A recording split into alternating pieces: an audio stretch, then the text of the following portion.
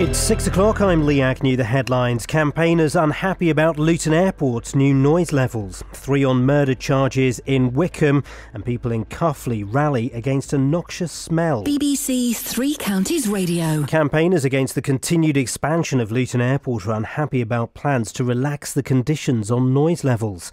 That's despite the airport introducing new technology last week to reduce the noise from aircraft. Tony Fisher reports. Luton Airport was given permission to double the number of passengers to 18 million a year back in December 2013. At the time, noise levels were agreed, but now the airport says they're too stringent and will lead to too many aircraft getting fined. Campaigners say relaxing the noise limits would ultimately lead to increased noise disturbance for residents living near the airport. 3 people have been charged in connection with a murder in High Wycombe. It follows the death of 26-year-old Lee Gillespie in Church Street on Saturday. Catherine Boyle reports. 37-year-old Martin Stanislaus from Delta Grove in Northolt has been charged with murder, while 37-year-old Lee Burns from Wilcott Road in Ealing and 36-year-old Jodie Willis from the Mead, Beaconsfield have been charged with conspiracy to commit murder. All 3 were arrested on Saturday and charged yesterday. They'll appear at High Wycombe Magistrates Court this morning. People from Cuffley in Hertfordshire are considering legal action to stop a smell they say is coming from a nearby farm. Around 100 people complained to the Environment Agency last week, saying the smell was worse than ever. But experts say the odour wasn't coming from the permitted compost facility at Cattlegate Farm. A government report says thousands of vulnerable people are being questioned by police without an appropriate adult being present. It says a lack of awareness among police officers and a shortage of trained volunteers are to blame. Chris Barth from the National Appropriate Adult Network says simple improvements are needed. What the police can do is invest in training, first of all, for their custody staff. They can make sure that their custody staff at least have an awareness of things like learning disabilities, mental health issues, autistic spectrum disorders. All the police have to do is identify a possibility of some vulnerability. They don't have to become psychiatrists or psychologists. A woman who's been stuck at Stoke Mandeville Hospital in Aylesbury for a fortnight despite being fit enough to be discharged is expected to go home today. Hertfordshire County Council's finally arranged for carers to attend the home of 87-year-old Margaret Mauns in Watford. In sport, the MK Dons will play Southampton in the 3rd round of the Capital One Cup after a 2-1 win against Cardiff. It was a dramatic evening at Kenilworth Road where Luton were eventually beaten 8-7 on penalties by Premiership Stoke and Watford lost 1-0 away at Preston North End. The weather will be cloudy at first this morning with heavy rain at times but clearing to leave a dry and sunny end to the afternoon. Top temperatures around 21 degrees Celsius, that's 70 degrees Fahrenheit. You can get the latest news and sport online at bbc.co.uk/3 counties. Thank you, Lee.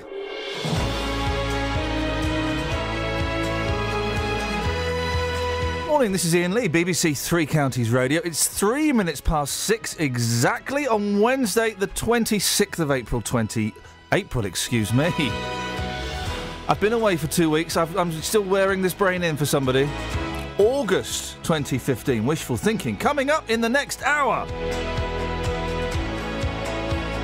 Luton Airport is asking for rules on aviation noise to be relaxed. The smell that made bowlers retch in Cuffley is back. And we wonder what would convince you to get on your bike. You can text 81333, start your text 3CR. You can tweet us at BBC3CR. You can go to our Facebook page, facebook.com/BBC3CR. Or you could be old-fashioned and pick up the telephone and give us a call, 03459 455 555. Across beds, hearts and bucks. This is BBC Three Counties Radio. Now, if you live under the flight paths at Luton Airport, you'll be aware of the noise. Well, the airport is now seeking to get these stringent conditions on noise levels relaxed by Luton Borough Council. Otherwise, it says airlines will face more fines. Trouble is, the conditions on the noise impact were agreed back in December 2013 when the expansion plans were approved. Well, we can go now to Sabra Swinson from St Albans, who is the founder of the Save Our Skies group. Good morning, Sabra. Good morning. Save Our Skies, tell us about it. A group of us started it back in 2012 to really object to the expansion at Luton and to monitor the increasing amount of plane noise that we were suffering in St Albans and the surrounding villages. And we've, despite the expansion being approved, we are continuing to campaign, for the reduction of plane noise. So I don't know. Your phone is a little bit muffled. Are you on speakerphone or something? It's a little bit tricky to hear you, which is ironic as we're talking about noise. No, I'm not on speakerphone. There we go. That's it. Don't move from that position.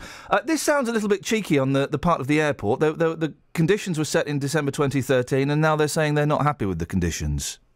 Yeah, we're really concerned about it because if they do get these conditions changed, it's going to affect everybody.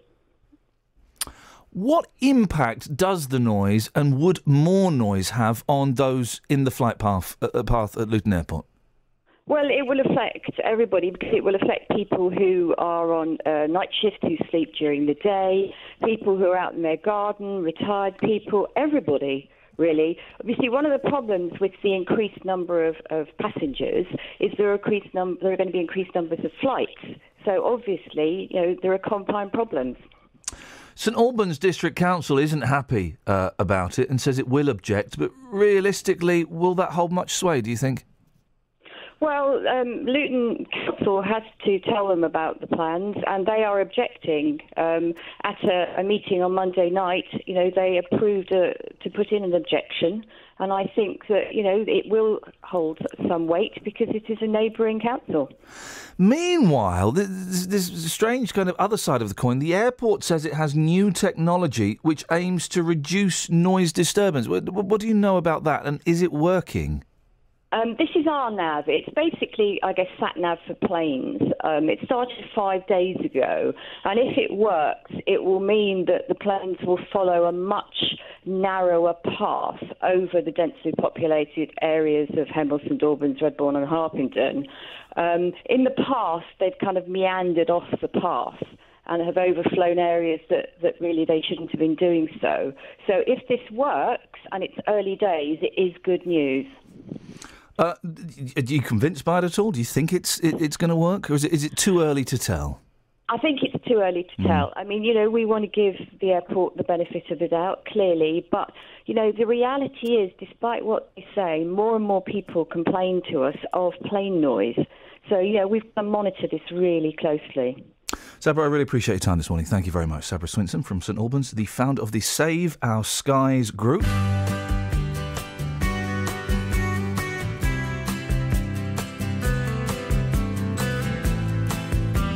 One of my favourites now, it's the Eagles.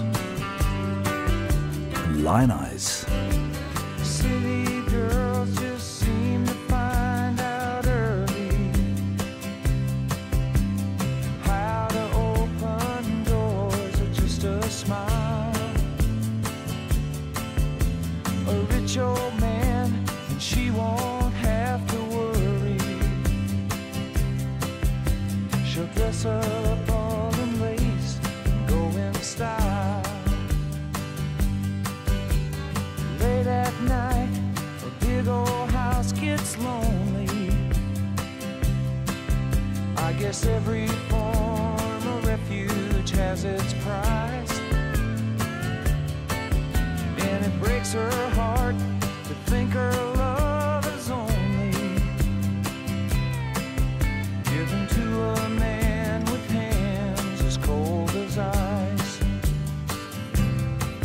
So she tells him she must go out for the evening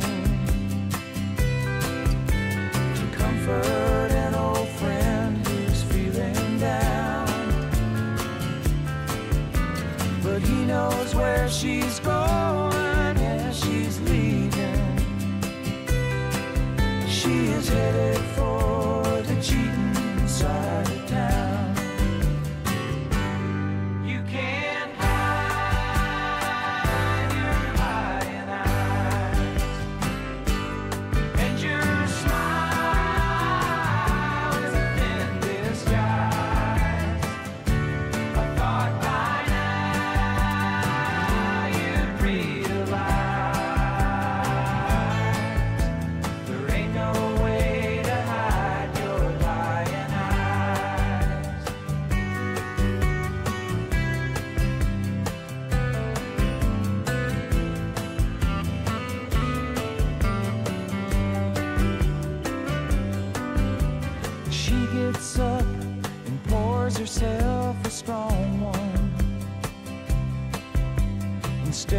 out at the stars up in the sky. Another night, it's gonna be a long one. She draws a shade and hangs her head to cry. My oh my, you sure know how to arrange things. You set it up so well, so carefully. Ain't it funny how your new life didn't change things? You're still the same old girl you used to be. You can't hide your lying eyes, and your smile is a thin disguise. I thought by now you'd realize there ain't no way to hide your lying eyes. There ain't no way to hide your lying eyes. Not even with those dark sunglasses. Honey, you can't hide your lying eyes. The Eagles, Lion Eyes. They hated each other, but they made such wonderful music, didn't they? Didn't they? Morning, guys. Iain Lee, BBC Three Counties Radio. If you want to get involved this morning, you can do 81333. Start your text 3CR. You can tweet us at BBC 3CR. Go to facebook.com/BBC 3CR. Or why not give us a call, 03459 455 555. Don't forget, of course, if you're celebrating a birthday today, later on I'll be telling you which celebrities you're sharing a birthday with. And if you want to big up anybody this morning, again, you can give us a call, 03459 455 555. It's 12 minutes past 6. I'm going to throw out the first question from the rolling quiz now, I think. We normally do this after 6:30. I've got 5 questions. You know the rules, guys. I've got 5 questions here, 5 quiz questions. If you can answer one of the questions, that's great, but you also have to be able to set a question to replace it. I'm going to give out the first 2 questions, I think, so see if you know the answer to these. Which UK politician was replaced by a tub of lard when he failed to turn up for a recording of TV quiz show Have I Got News For You? I was in the audience of Have I Got News For You once. And they record... I mean, the show is, what, half an hour, I think, when it's transmitted? They record about 2.5 hours of stuff. And some of the stuff that they record, you can see why it doesn't make the final edit. Very, very rude. Which UK politician was replaced by a tub of lard when he failed to turn up for a recording of TV quiz show Have I Got News For You? If you know the answer to that. And you can set another question, 03459 455 555. The second out of the 5 this morning from me is... Who played the title role in the 2005 film Nanny McPhee? Who played the title role in the 2005 film Nanny McPhee? Remember that? She had the wart on the nose and the hat. And if I remember correctly, there was a flying car in it. Was it Catherine? Was the scene in the flying car in that? Not in the 2005 Nanny McPhee. You're thinking of Nanny McPhee in The Big Bang. Thank you very much indeed. 03459 455 555 is the telephone number. You can text 81333. Start your text 3CR. You can also tweet us at BBC3CR or facebook.com/BBC3CR. We'll be talking about bicycles later on in the show. I've got one. It's in the garage. I rode it the other day for about 10 minutes and I was absolutely exhausted. My buttocks were very, very sore afterwards. And I'll be honest, I'm a driver. I'm primarily a driver. Most of my movement involves driving. And I just wondered, what would it take to get you out of your car and on to a bicycle? Are the roads too dangerous? Do we need to have special roadways for bicycles? Or would you like some form of cash incentive? 03459 455 555. Just thinking out loud. Travel news for beds, cards and bugs. BBC Three Counties Radio. It's 6:15. Let's go to the travel centre and get the latest on the roads and the trains. Here's Sammy Brough. Thank you. On the M25 clockwise, there's been an accident on the exit slip road at junction 21 for the M1, and so that's blocking it where it meets the M1. So it's causing some slight delays, but not too much at the moment because it's not very busy there yet. In St Albans on the North Orbital Road, there's a lane closed in both directions between the London Coney roundabout and the Park Street roundabout because of roadworks there, and that could cause some delays later. And also in Hitchin on the A505 Fishponds Road, that's closed in both directions between Bedford Road and Bearton Avenue. And looking at speed sensors in High Wycombe, it's very quiet at the moment, but Amersham Road's got some temporary traffic lights at Willow Chase, which could cause some delays, and there are no reports of any problems on the trains. Samantha Brough, BBC Three Counties Radio. Thank you so much, Sammy. We'll find out later on in the show if Sammy is a bicycle rider. I suspect not. 6:16 on the nose. It is Wednesday, the 26th of August. I'm Iain Lee. These are your headlines on BBC Three Counties Radio. Campaigners say they'll fight plans to allow more noise from planes at Luton Airport. 3 people have been charged with murdering a 26-year-old man in Wycombe on Saturday evening. And people living in Cuffley say a smell they claim comes from a nearby farm is now worse than ever. The weather this morning, it's going to be wet but sunny by the end of the day.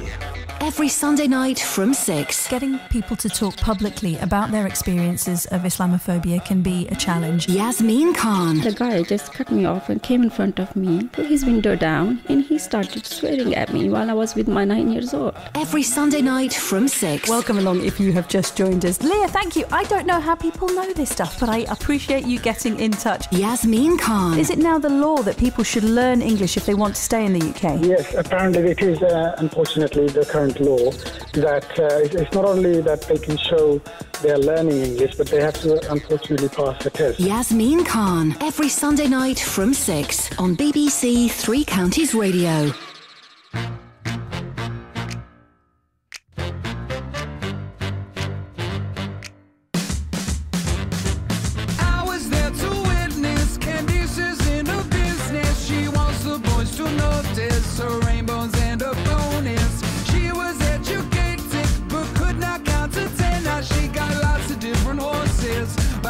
Different men, and I say liberate your sons and daughters. The push is high,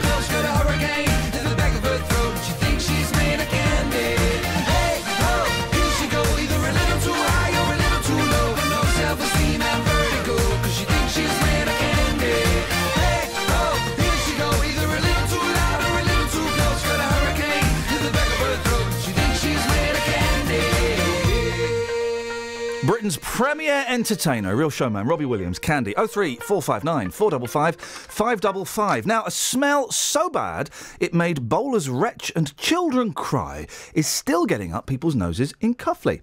Last week, residents described it as, quote, the worst smell yet, as the Environment Agency received over 100 complaints.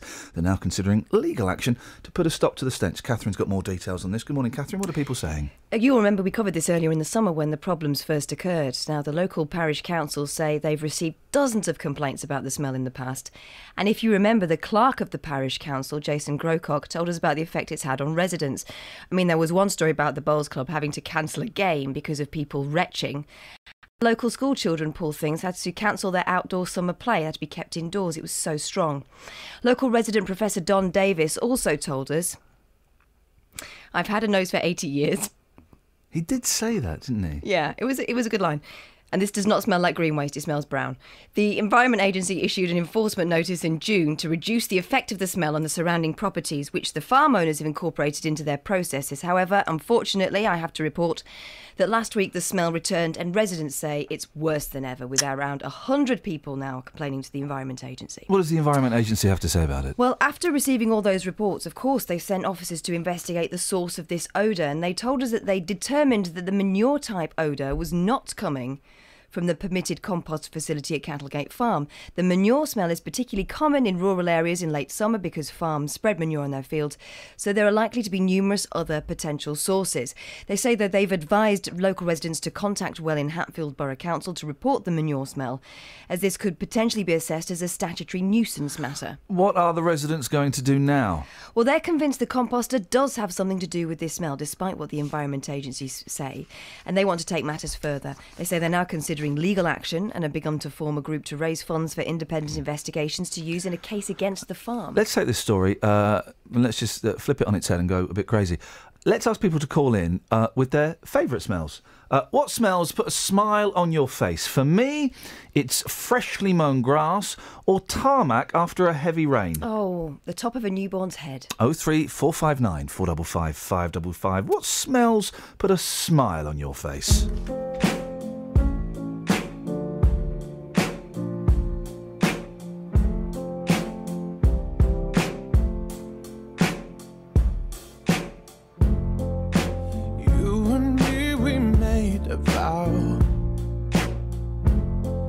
For better or for worse, I can't believe you let me down, but the proof's in the way it hurts. For months on end I've had my doubts,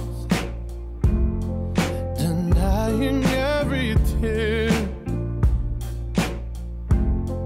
I wish this would be over now, but I know that I still need you here. You say I'm crazy, 'cause you don't think I know what you've done. But when you call me baby, I know I'm not the only one.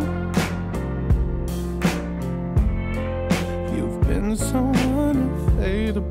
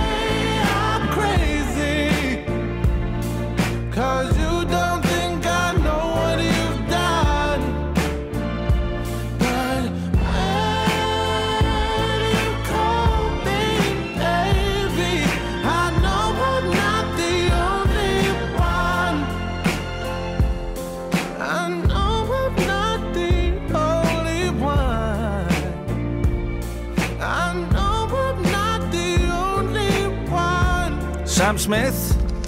And I know, and I know, and I know, and I know, and I know, and I know, I know I'm not the only one. You're the only one that can sing like that, Sam, and you keep on singing them. 03459 455 555. We've had a couple of texts with the answers to the rolling quiz. The two questions are, I've got 5 here. Don't forget, if you can answer the question, you need to be able to replace it with another one. Which UK politician was replaced by a tub of lard when he failed to turn up for a recording of a TV quiz show, Have I Got News For You? And who played the title role in the 2005 film Nanny McPhee? Dave from Hertford has texted in with the correct answers. Dave, you've got to give us a call, 03459 455 555. And Scott on Twitter says, was the politician who was replaced on Have I Got News For You, Harvey Proctor? Not the right answer, Scott. And again, you're going to have to call in if you want to play the game. Catherine, when was the last time you cycled anywhere? Must admit my bike has been in the garage for a long time undisturbed, but I did have a little go the other week when I was trying to encourage my daughters to get on their bikes. So the other week? Yeah. OK. I cycled, as I was saying, it was about 3 or 4 weeks ago. I made a little journey to the local post office, not the main post office, the smaller, slightly more local one, to collect a parcel. It wasn't in, and I'm glad it wasn't in, because it turns out it was huge. But it was 10 minutes there, 10 minutes back, and I'll be completely honest, I was exhausted, and I felt a little bit scared on the roads. I felt a little bit scared, even though it was through some of the narrower streets, quieter streets. I felt a little bit anxious. And I'm just wondering, when was the last time you rode a bike, and what would encourage you to ride your bike more often, or is it simply impractical? 03459 455 555. You can text as well, 81333. Start your text 3CR. Tweet at BBC 3CR, or go to facebook.com/BBC 3CR. And what smells? We're doing a story about stinky smells. Yaboo. What smells put a smile on your face and make you feel just that little bit happier? 03459 455 555. You can text 81333. Start your text 3CR. Tweet at BBC 3CR, or you could go to the Facebook page, facebook.com/BBC 3CR. It's 6:28. Let's go right to the travel centre now and get the latest on the roads and the trains. Here's Sammy Bruff. Travel news for beds, cards and bugs. BBC Three Counties Radio. Sammy, are you there? Hello, yeah. She's there. I don't know what happened there. We're gremlins today. Gremlins. Sammy. Okay, the M25 Thank you, Sammy. has a lane blocked anti-clockwise at junction 21 for the M1, and that's because of an accident that's happened. Also on the North Orbital Road, they're looking okay at the moment where the roadworks are, but there's a lane closed between the Park Street roundabout and the London Coney roundabout. Having a look at the roadworks in Chalfont St Peter and Amersham Road, and they're at Misbourne Avenue, but they're not causing any delays at the moment. And looking at the train departure boards, there are no delays showing up either. Samantha Bruff, BBC Three Counties Radio. Thank you, Sammy. Gremlins in the machines and gremlins in my head. 03459 455 555. Give us a call. Maybe we'll be talking to you after we get the news from Lee Agnew. Across beds, hearts and bugs. This is BBC Three Counties Radio.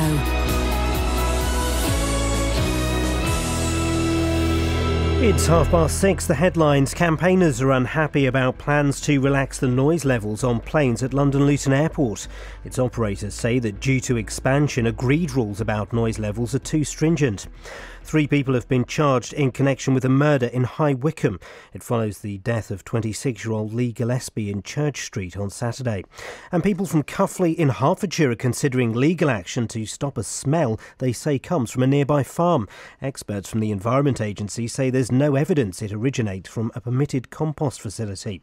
The weather will be cloudy at first this morning with heavy rain at times, but clearing to leave a dry and sunny end to the day. Top temperatures around 21 degrees Celsius at 70 degrees Fahrenheit. Three Counties Sport. BBC Three Counties Radio. The MK Dons will play Southampton at Stadium MK in the third round of the Capital One Cup. It follows their 2-1 win after extra time against Cardiff. Manager Carl Robinson was impressed with his side. It's 10 of the 14 players we've used, 24 and under, 23 and under to an extent. So when you look at that, that's a really young side that started, and when we put all the subs on, they were young as well. So I thought the players really conducted themselves well. So a young side who I think have really entertained this evening against a very good Cardiff side. The stoppage time equaliser forced extra time for Luton Town against Stoke at Kenilworth Road. With the score level, the Hatters lost 8-7 on penalties to the Premiership side, with Luton defender Scott Griffiths missing his penalty in sudden death. Scott Griffiths hits the crossbar. Wasn't late the rest. Now Cameron for Stoke. Scores! Stoke City are through. Yeah. Luton Town are out. Watford lost 1-0 at Preston North End. The Hornets fell behind early on and finished the game with 10 men after Miguel Britos received a second yellow. Head coach Quique Flores wasn't happy with the decision. I completely disagree with this decision. I'm a little bit disappointed with the result. It's true that we deserve maybe to draw. Again, in this moment we received the scent of the Britos. It was difficult to play against 11 against 10. Mo Farah is through to the final of the 5,000 metres at the World Athletics Championships in Beijing. Greg Rutherford will receive his gold medal today after yesterday's victory in the long jump, while Usain Bolt and Justin Gatling compete in the men's 200-metre semi-finals. BBC Three Counties News and Sport, more at 7 o'clock. You mentioned Greg Rutherford there, Lee. On the back pages of all the newspapers, local hero, local legend. He's done something quite special, hasn't he? He has. He's basically won all the major championships at the same time, and only I think 4 or 5 other people in athletics history have done that. Can you name the other 4? I know Daley Thompson is one. Thompson, Sally Gunnell. Right. 03459 455 555. Thank you, Lee. This is Iain Lee on BBC Three Counties Radio. And thank you, Greg, for putting a smile on our faces this morning. Can you name the other? I think it is 4 other athletes that have held those titles, the 4 major titles at the same time. Daley Thompson, of course. Sally Gunnell, obviously. Who were the other 2? Oh, that's got my head going now. Stop, whoa, yes, wait a minute, Mr. Postman. Wait,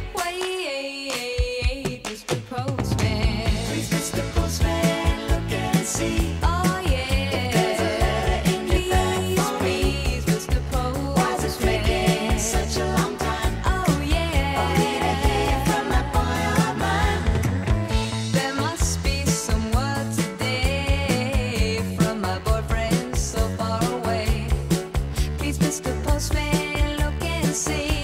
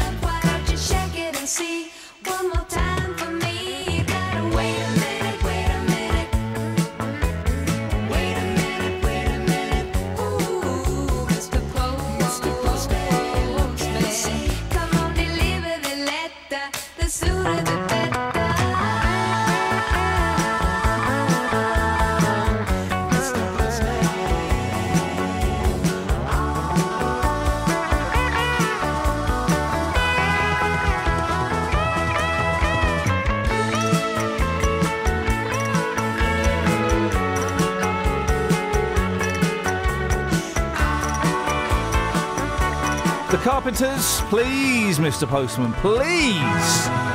Iain Lee, BBC Three Counties Radio, 6:35. How's your morning going so far? Well, hopefully we can put a smile on it.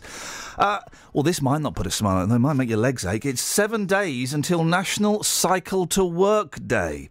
Now, this aims to get people to swap their car for their bicycle for at least one day in the year. But will people jump at the chance to take their bike to work? What would encourage you to cycle to work?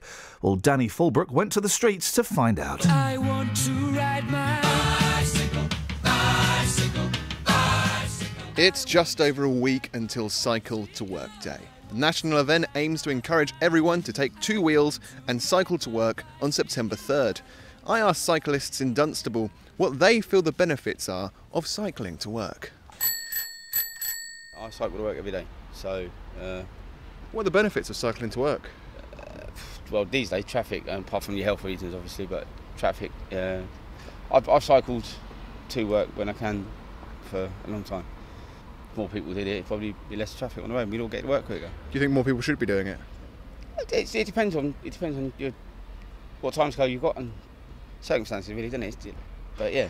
You used to cycle to work, you don't anymore, Yeah. but when you did, what did you find the benefits were? Well, the benefits were obviously fitness, and once you got into it, the enjoyment of actually riding on the morning and knowing that you were going to, get the heart pumping and get going and seeing what you could see on the bike. A lot more interesting than in a car. Do you think more people should be cycling to work? Absolutely, yes. Yeah, it's fun. Once you get used to it, it just becomes part of what you do. You don't even think about it. But what about motorists? Are they prepared to abandon their cars in favour of a bicycle? Would you give up your car to cycle to work? Yes, I would, yeah.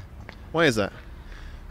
Because cycling's fun, and also getting fit is pretty crucial. And driving's boring. No, because I work quite far away. No, I work quite far away. So, yeah, if it was nearer where I needed to go to, then yeah. But I have work as a support worker, so I need my car because we go out and about. I live quite far away from work, so probably not. So you kind of rely on your car? Yeah, that's true. I live in Australia, mate, so no. Well, how far is work from you? Good half an hour. Yeah. Long way. 40 degrees, you soon melt on that push bike. Then you've got to do a whole shift whilst you're there, sweating like a piglet. Can't be done, mate. Need the good old air conditioning in the car. What about in this country? Do you think it's a thing that can be done? Absolutely. Yeah, just to keep warm, mate. It's freezing. It's summertime. Hey? I want to ride my bicycle. I want to ride it where I like. Our reporter Danny Fulbrook there, out on the streets in Beds, Herts and Bucks. Well, that's the opinion of some of those people, but what would you do? Maybe you are a keen cyclist and you can't understand why people are so reluctant to get on their bikes. Well, do give us a call and sell the virtues of cycling. 03459 455 555. Maybe you tried it once and you just thought, nah, not for me. Well, you can give us a call as well. Same phone number, 03459 455 555. Here's someone who's not shy, Stacey Solomon.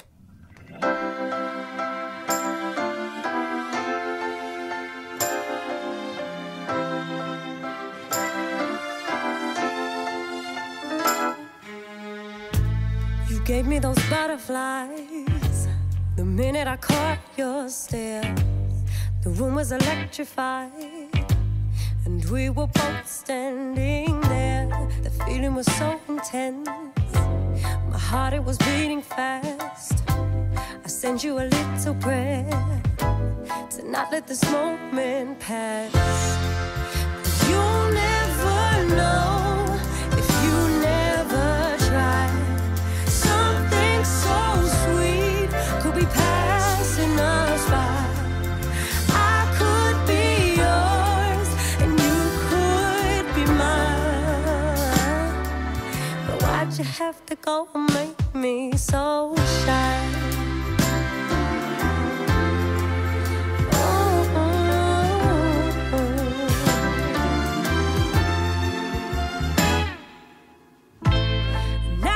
Walking past, the whole world is at your feet. My confidence fading fast. I'm drowning in words I can't speak. I wonder if you are real. I want you to come to me. All the colors blurring into one, just like a star so beautiful, but impossible real.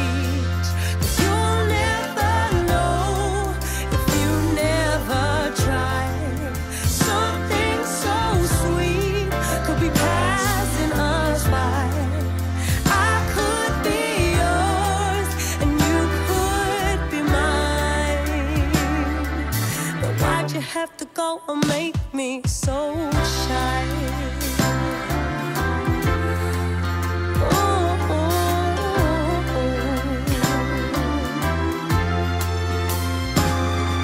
I'm craving your attention, but you just keep on playing me so cool. I never thought I'd be somebody else's fool, but damn, don't you understand?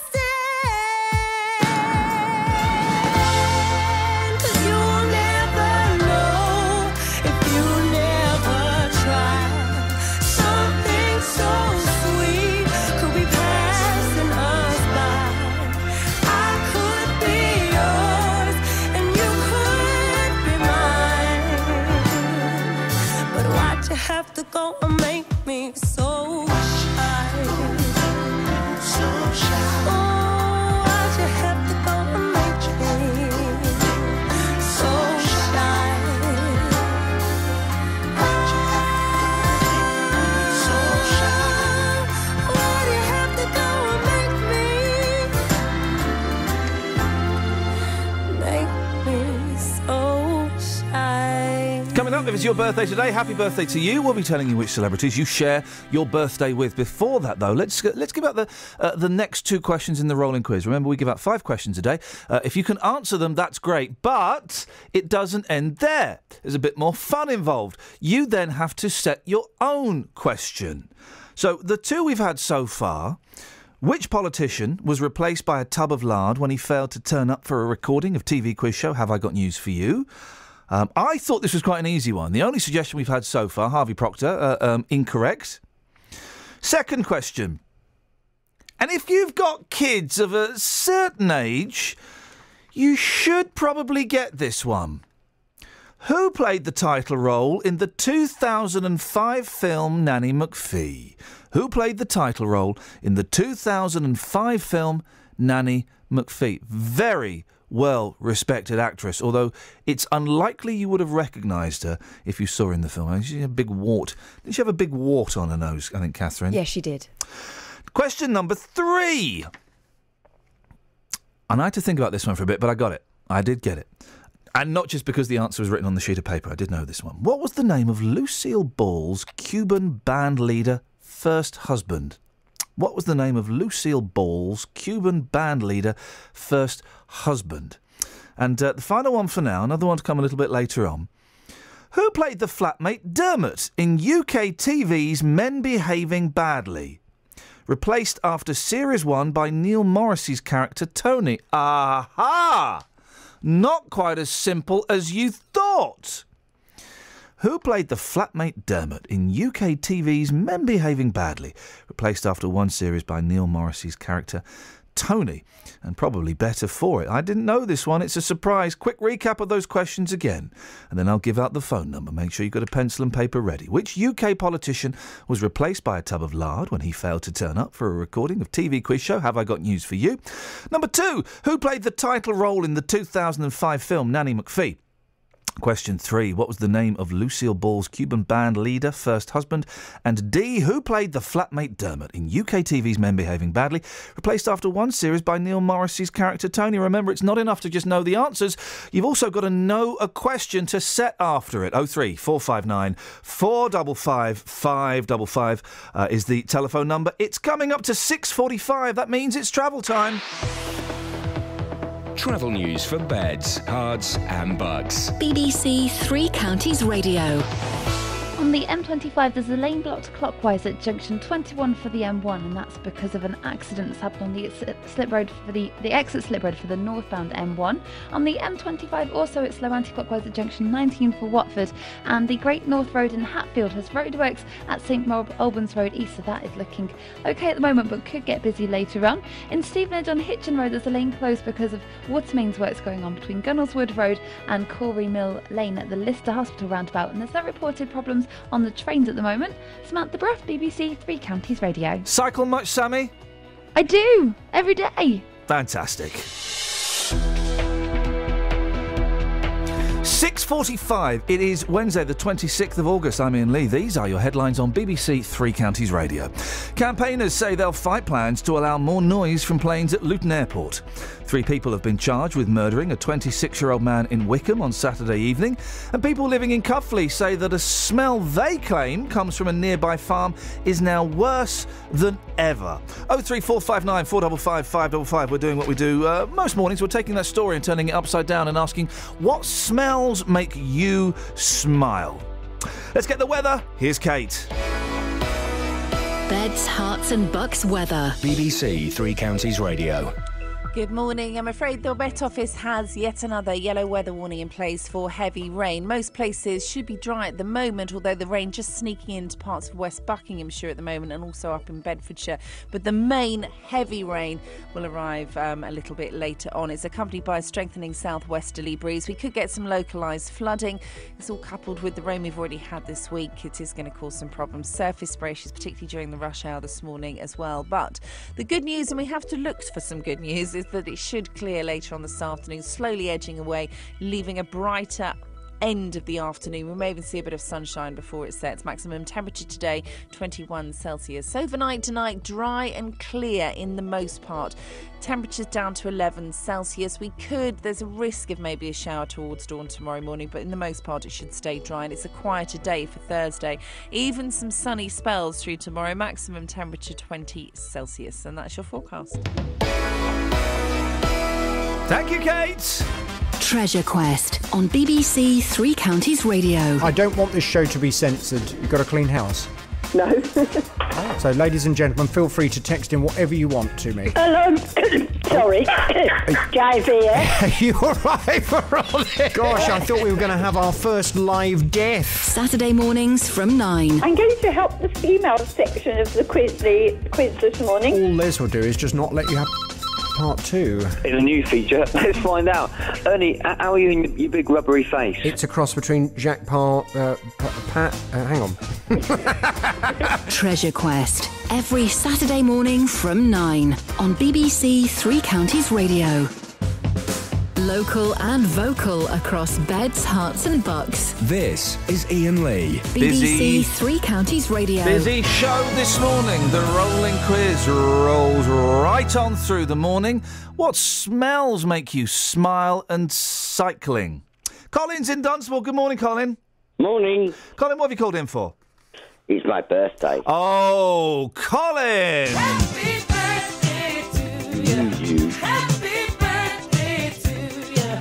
Happy birthday. Happy birthday, Colin. 21 Thank you. again. Oh, Would and you the rest. like to know which celebrities you share your birthday with? I would actually. Okay, well let's have a little rundown and see which birthdays you share, which celebrities you share your birthday with. Happy birthday to you.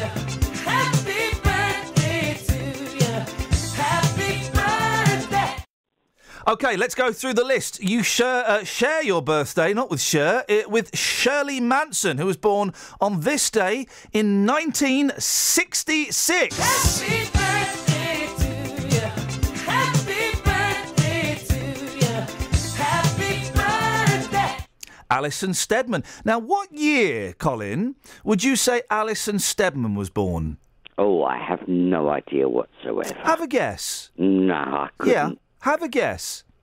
It's a year. What year would you say? She's the famous actress, of course, was married to Mike Leigh for a long time, star of Abigail's Party and many, many other TV programmes and films. Have a guess. 1948. Oh, I thought you said you didn't know. I don't. It's pure guess. It was a good guess. It wasn't quite right. 1946. Oh, only 2 years out. Only 2 years out. So we say to Alison... Happy birthday to you. Let's go through some more. Gaynor Faye was born in 1971. Never heard of her. Natalie Lungi was born in 1986. And Mary Ann Nichols, she was born in 1845. Do you know who Mary Ann Nichols was, Colin? No, I don't. Well, it says here she was a sex worker and she was the first victim of Jack the Ripper. Oh. What we say to Mary-Ann Nichols. Happy birthday to you. And we say to you, Colin, happy birthday, mate. Happy birthday to you. Happy birthday to you. Happy birthday. And we say to Lamar, great new single.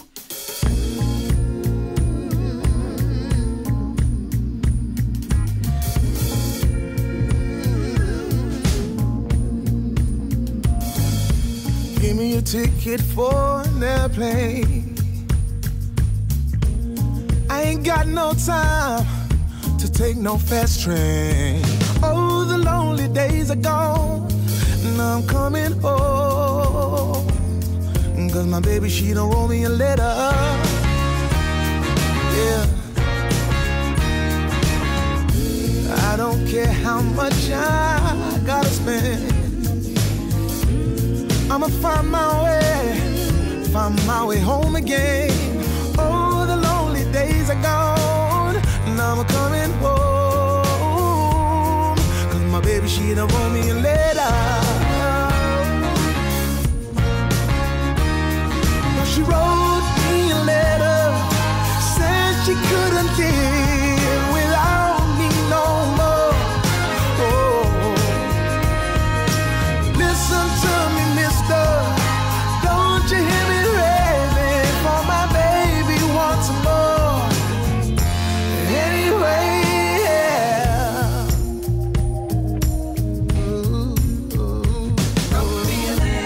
I don't care how much I gotta spend. I'ma find my way home again. Yeah, the lonely days are gone. Now I'm going home. 'Cause my baby, she wrote me a letter. Wrote me a letter. Well, she wrote me a letter. Said she could not live without me no more. Oh, oh, oh. Listen to me, mister. Don't you hear me raving for my baby once more? Anyway, yeah, give me a ticket for an airplane. I ain't got no time to take a fast train. Oh, the lonely days are gone, and I'm going home. My baby, she wrote me a letter. Hey, yeah, my baby, she wrote me a letter. So can I get a ticket? Somebody get me a ticket. Hey, my baby, she wrote me. My baby, she did. My baby, she wrote me. My baby, she did. She told me she loved me. My baby, she did. She told me she needed me. My baby, she did.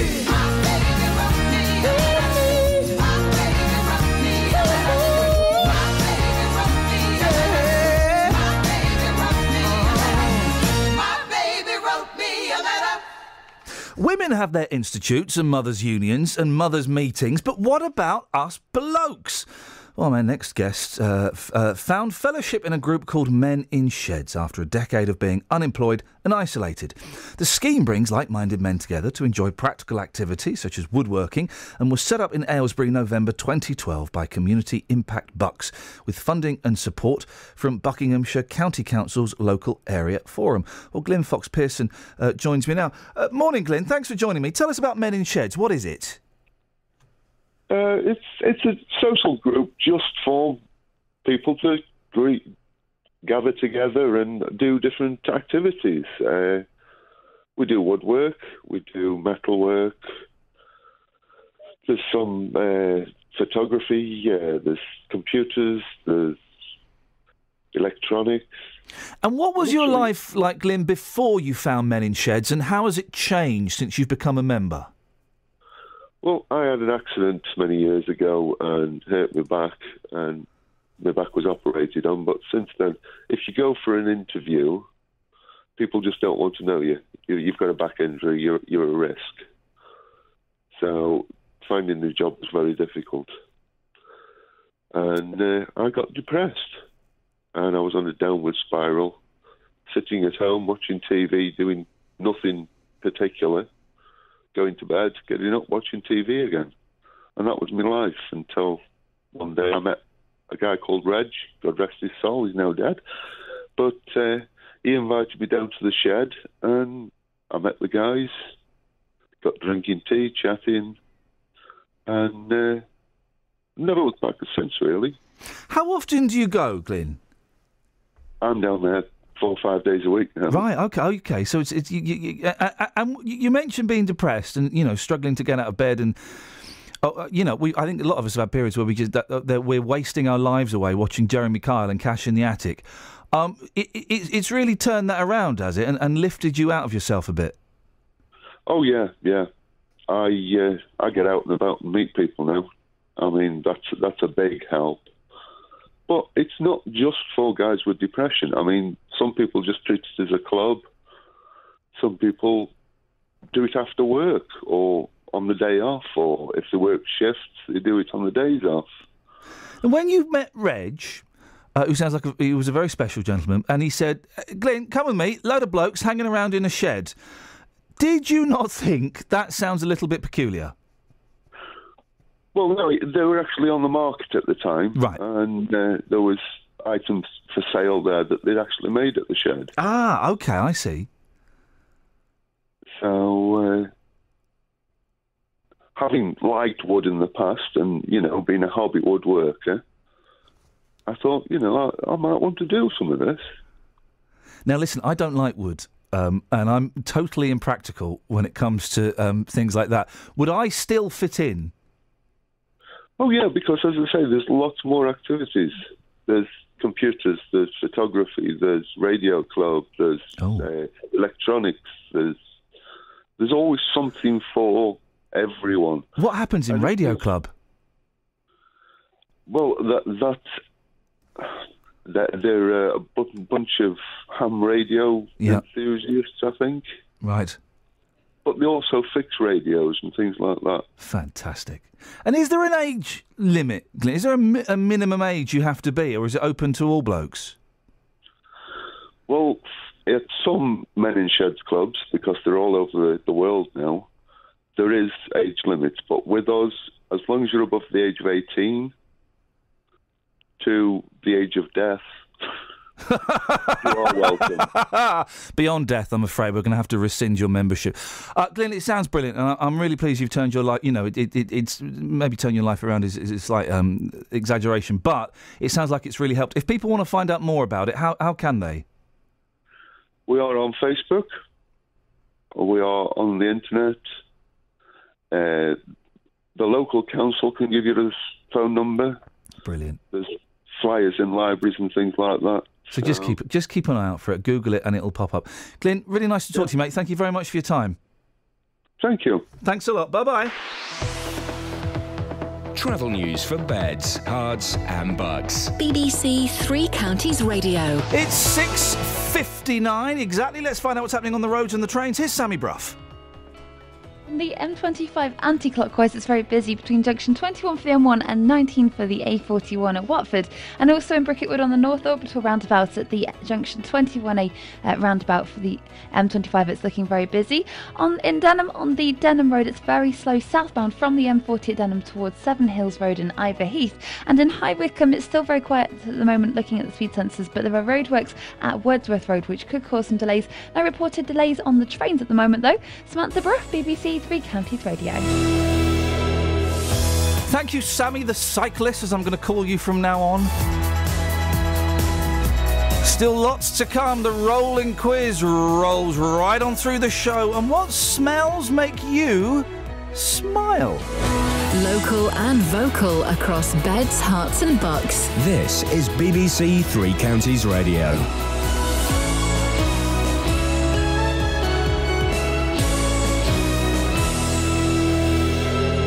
It's 7 o'clock. I'm Lee Agnew. The headlines: campaigners unhappy about Luton Airport's planned noise levels. 3 on murder charges in Wycombe, and people in Cuffley rally against a noxious smell. BBC Three Counties Radio. Campaigners are unhappy about plans to change the noise levels from planes at London Luton Airport. The airport says that due to expansion, existing rules about noise levels are too stringent. But Sabra Swinson from the Save Our Skies group in St Albans says it would have a massive impact on the area. It will affect everybody because it will affect people who are on night shift, who sleep during the day, people who are out in their garden, retired people, everybody. Really. Obviously, one of the problems with the increased number of passengers is there are going to be increased numbers of flights. So obviously, there are compound problems. 3 people have been charged in connection with a murder in High Wycombe. It follows the death of 26-year-old Lee Gillespie in Church Street on Saturday. Catherine Boyle reports. 37-year-old Martin Stanislaus from Delta Grove in Northolt has been charged with murder, while 37-year-old Lee Burns from Wilcott Road in Ealing and 36-year-old Jodie Willis from the Mead Beaconsfield have been charged with conspiracy to commit murder. All 3 were arrested on Saturday and charged yesterday. They'll appear at High Wycombe Magistrates Court this morning. People from Cuffley in Hertfordshire are considering legal action to stop a smell they say is coming from a nearby farm. Around 100 people complained to the Environment Agency last week, saying the smell was worse than ever. But experts say the odour wasn't coming from the permitted compost facility at Cattlegate Farm. A government report says thousands of vulnerable people are being questioned by police without an appropriate adult being present. It says a lack of awareness among police officers and a shortage of trained volunteers are to blame. Chris Barth from the National Appropriate Adult Network says simple improvements are needed. What the police can do is invest in training, first of all, for their custody staff. They can make sure that their custody staff at least have an awareness of things like learning disabilities, mental health issues, autistic spectrum disorders. All the police have to do is identify a possibility of some vulnerability. They don't have to become psychiatrists or psychologists. A woman who's been stuck at Stoke Mandeville Hospital in Aylesbury for a fortnight despite being fit enough to be discharged is expected to go home today. Hertfordshire County Council's finally arranged for carers to attend the home of 87-year-old Margaret Morn in Watford. In sport, the MK Dons will play Southampton in the third round of the Capital One Cup after a 2-1 win against Cardiff. It was a dramatic evening at Kenilworth Road where Luton were eventually beaten 8-7 on penalties by Premiership Stoke and Watford lost 1-0 away at Preston North End. The weather will be cloudy at first this morning with heavy rain at times, but clearing to leave a dry and sunny end to the afternoon. Top temperatures around 21 degrees Celsius, that's 70 degrees Fahrenheit. You can get the latest news and sport online at bbc.co.uk/3 counties. Lee, we think we've got it. We're talking about Greg Rutherford, local hero now, who is, he's, let me get this right, because you know I'm not particularly sporty. He holds all 4 major titles at the same time. That's right. After he won, was it the World Championships yesterday? Yep. 4 other people have done it. The 2 we had, Daley Thompson, Sally Gunnell. Now, does this sound right? This has been texted in by Dave from Hertford. Linford Christie and Jonathan Edwards. Jonathan Edwards possibly, but he gets an extra hop and a skip, so he doesn't really count. So that's cheating a little bit. Well, Edwards is off the list. Thank you very much, Lee.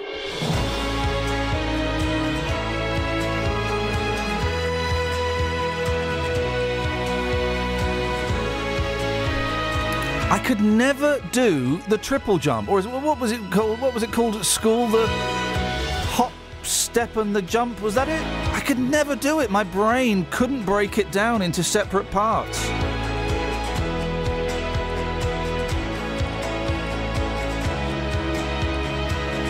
Morning, gang. Iain Lee, BBC 3 Counties Radio. It's 4 minutes past 7. It's Wednesday, the 26th of August, and you don't want to go anywhere because it is miserable out there.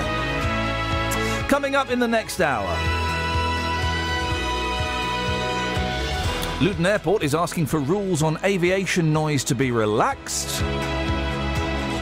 Cuffley residents are kicking up a stink over a terrible smell. And how man's best friend is doing his bit for a local charity. Across beds, hearts and bucks. This is BBC 3 Counties Radio. If If you want to take part in the show this morning, you can do 03 459 455 555. You can text. We'll have a look at the text in a second, 81333. Start your text 3CR. You can tweet us at BBC3CR, or you can go to the Facebook page, facebook.com/BBC3CR, or you can email ian.lee@bbc.co.uk. Catherine Boyle is monitoring the text machine. Outdoors. I say outdoors, I mean outdoors of the studio. Of course, you're in your own separate studio. You are actually indoors. What are the texts saying, Catherine? Oh, I got the wrong fader. There we go. Let's try again. Where do you want to start? Bicycles? 7 days to go before take your bicycle to work day. Yep. So we're asking, what would make you get on your bike? To get back on a bike, stop road tax on fuel rip-off England, says Anonymous. Steve says, a saddle that doesn't make me feel like I'm being made infertile. I mean, they can be very uncomfortable. So Dave from Hertford wants to answer the question about the what was it you were asking about, athletes winning loads of things? Well, Greg Rutherford, we think we've just read Dave's text out between Lee and myself, but he's come up with the other two names of the 4 other athletes who've completed the holding 4 major titles at the same time. Wow. So yeah, he thinks Linford Christie and Jonathan Edwards. Thank you very much, Catherine. We're also asking, what smells make you smile? We're doing a story, a rather stinky smell that's actually caused some people to vomit. And we are turning that story upside down, as we often do, and asking the opposite. What smells make you smile? 03 459 455 555. 81333. Start your text 3CR. You can tweet us at BBC3CR. Facebook.com/BBC3CR. Or you can email ian.lee@bbc.co.uk. Now, campaigners against the expansion of Luton Airport are unhappy about plans to have the conditions on the noise levels of the aircraft relaxed. Luton Airport was given permission to double the number of passengers to 18 million a year back in December 2013.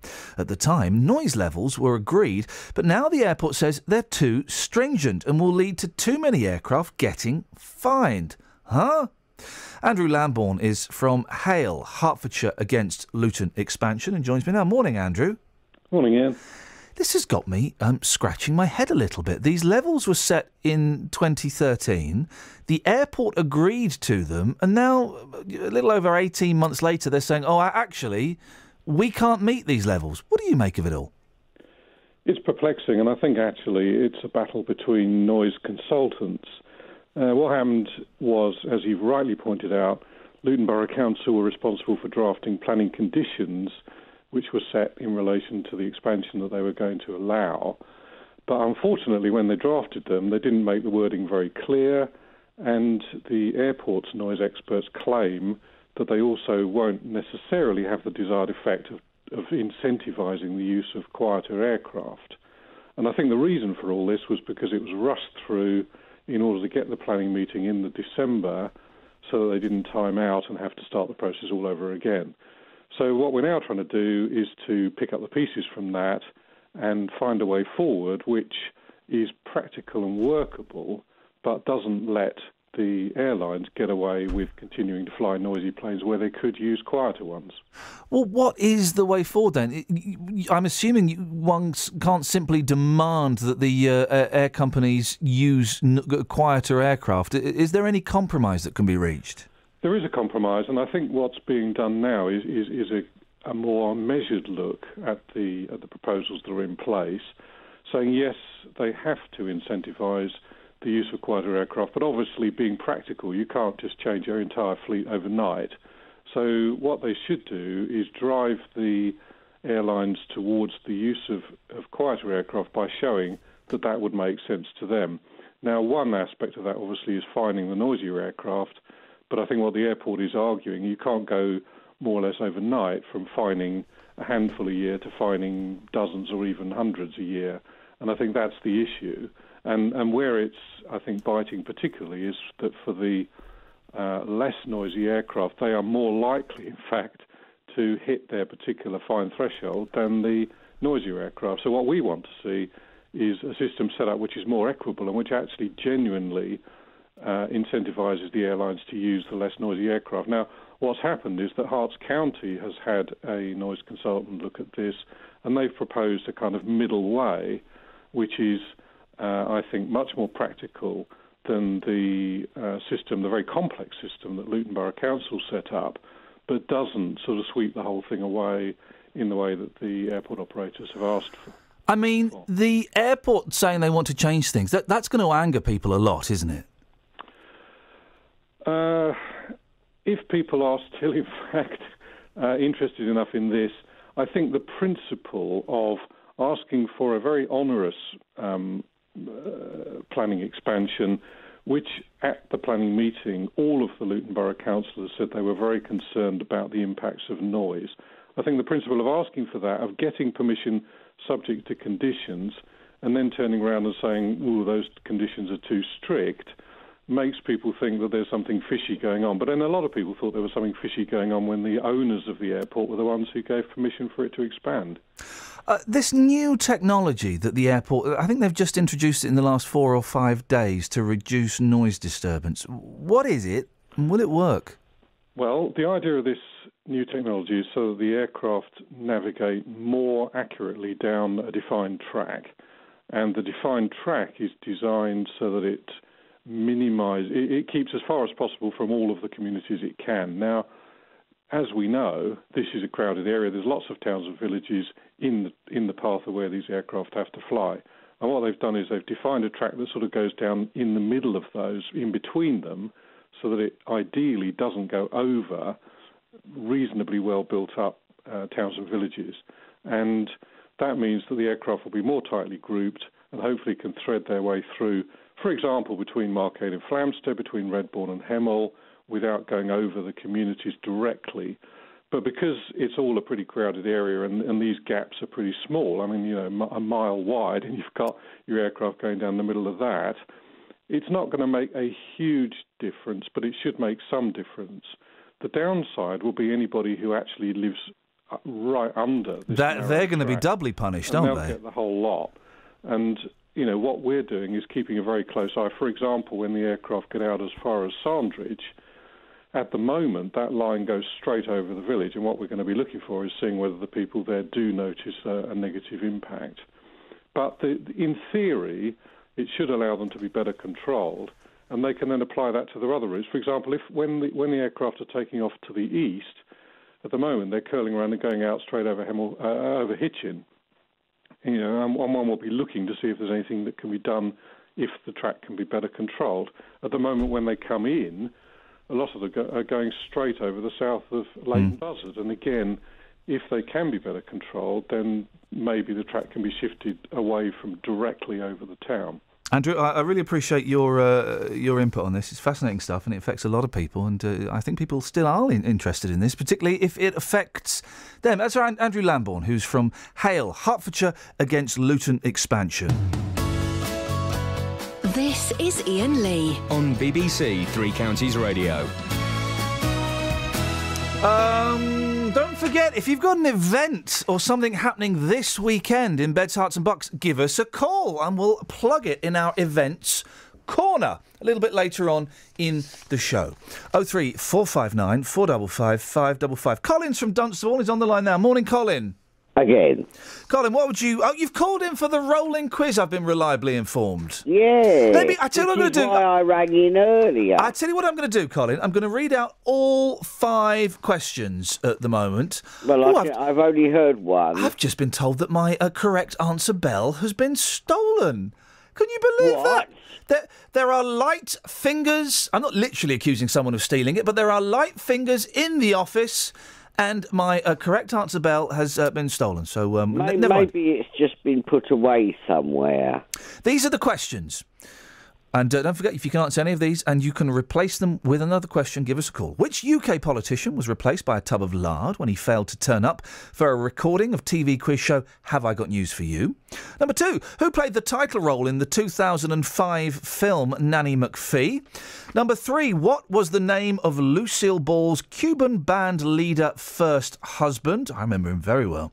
Number 4, who played the flatmate Dermot in UK TV's Men Behaving Badly, replaced after Series 1 by Neil Morrissey's character Tony? And number 5, which was the first British TV game show to be adapted for screening in the USA? That's the new question. Which one of those can you answer, Colin?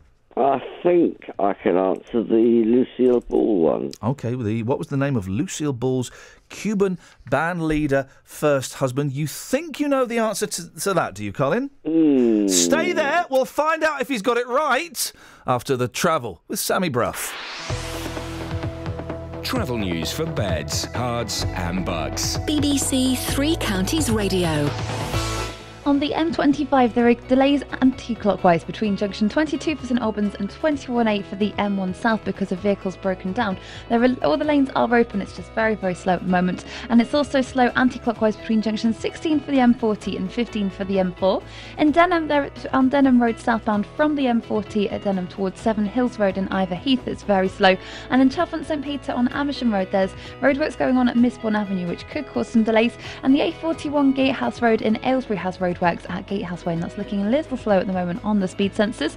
And looking at the train departure boards, the 7:25 train from Watford Junction to Tring is delayed. Samantha Brough, BBC Three Counties Radio. Sammy, thank you very much.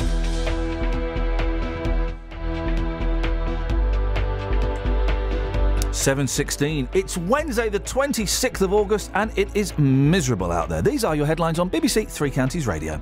London Luton Airport says the strict rules on noise levels from its planes need to be relaxed. 3 people will appear in court this morning charged with murdering a man in Wickham on Saturday evening. And residents of Cuffley say that a smell they claim comes from a nearby composting centre is now worse than ever. The weather will be wet. I'm breaking them in for somebody else. The weather will be wet this morning but sunny by the end of the day. Even if you can't get to the match. Already, we're hearing stories of Watford fans saying that they are going to struggle to get here. Or listen to the commentary. Got quick feet, hasn't he? Quick feet and good skill and good vision. You can still keep up to date with your local team with Three Counties Sport. There is the half-time whistle. It's 0-0. Plenty to ponder. Follow us on Twitter to get all the team news. There's 2 changes from the team that won at Barnet on Saturday. Goals as they happen. Trying to make room for the shot. Marriott into the corner of the net. Super goal from Luton Town. And reaction at the final whistle. Momentum changes very quickly in these games and we're disappointed for that. Twitter.com/BBC3CR and stay up to date with your local team. This is Iain Lee on BBC Three Counties Radio.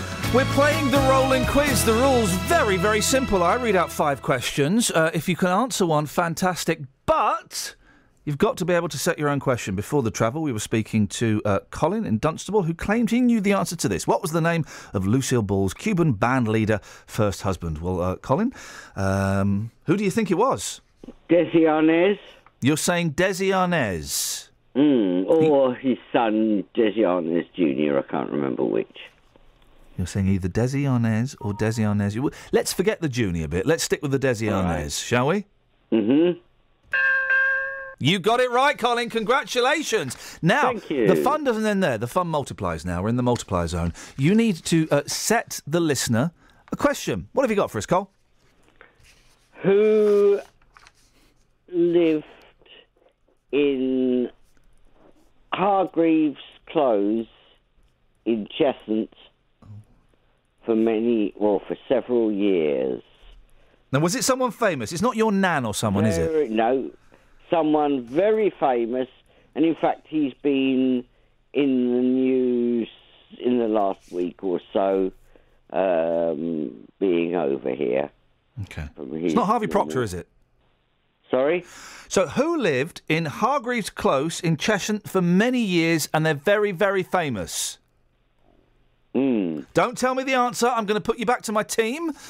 Girls, if you could jot down the answer, please. And if you know the answer to that, 03459 455 555. Don't forget, though, the fun doesn't end there. The fun only multiplies as you have to set your own question. We'll go through those questions a little bit later on, but on to...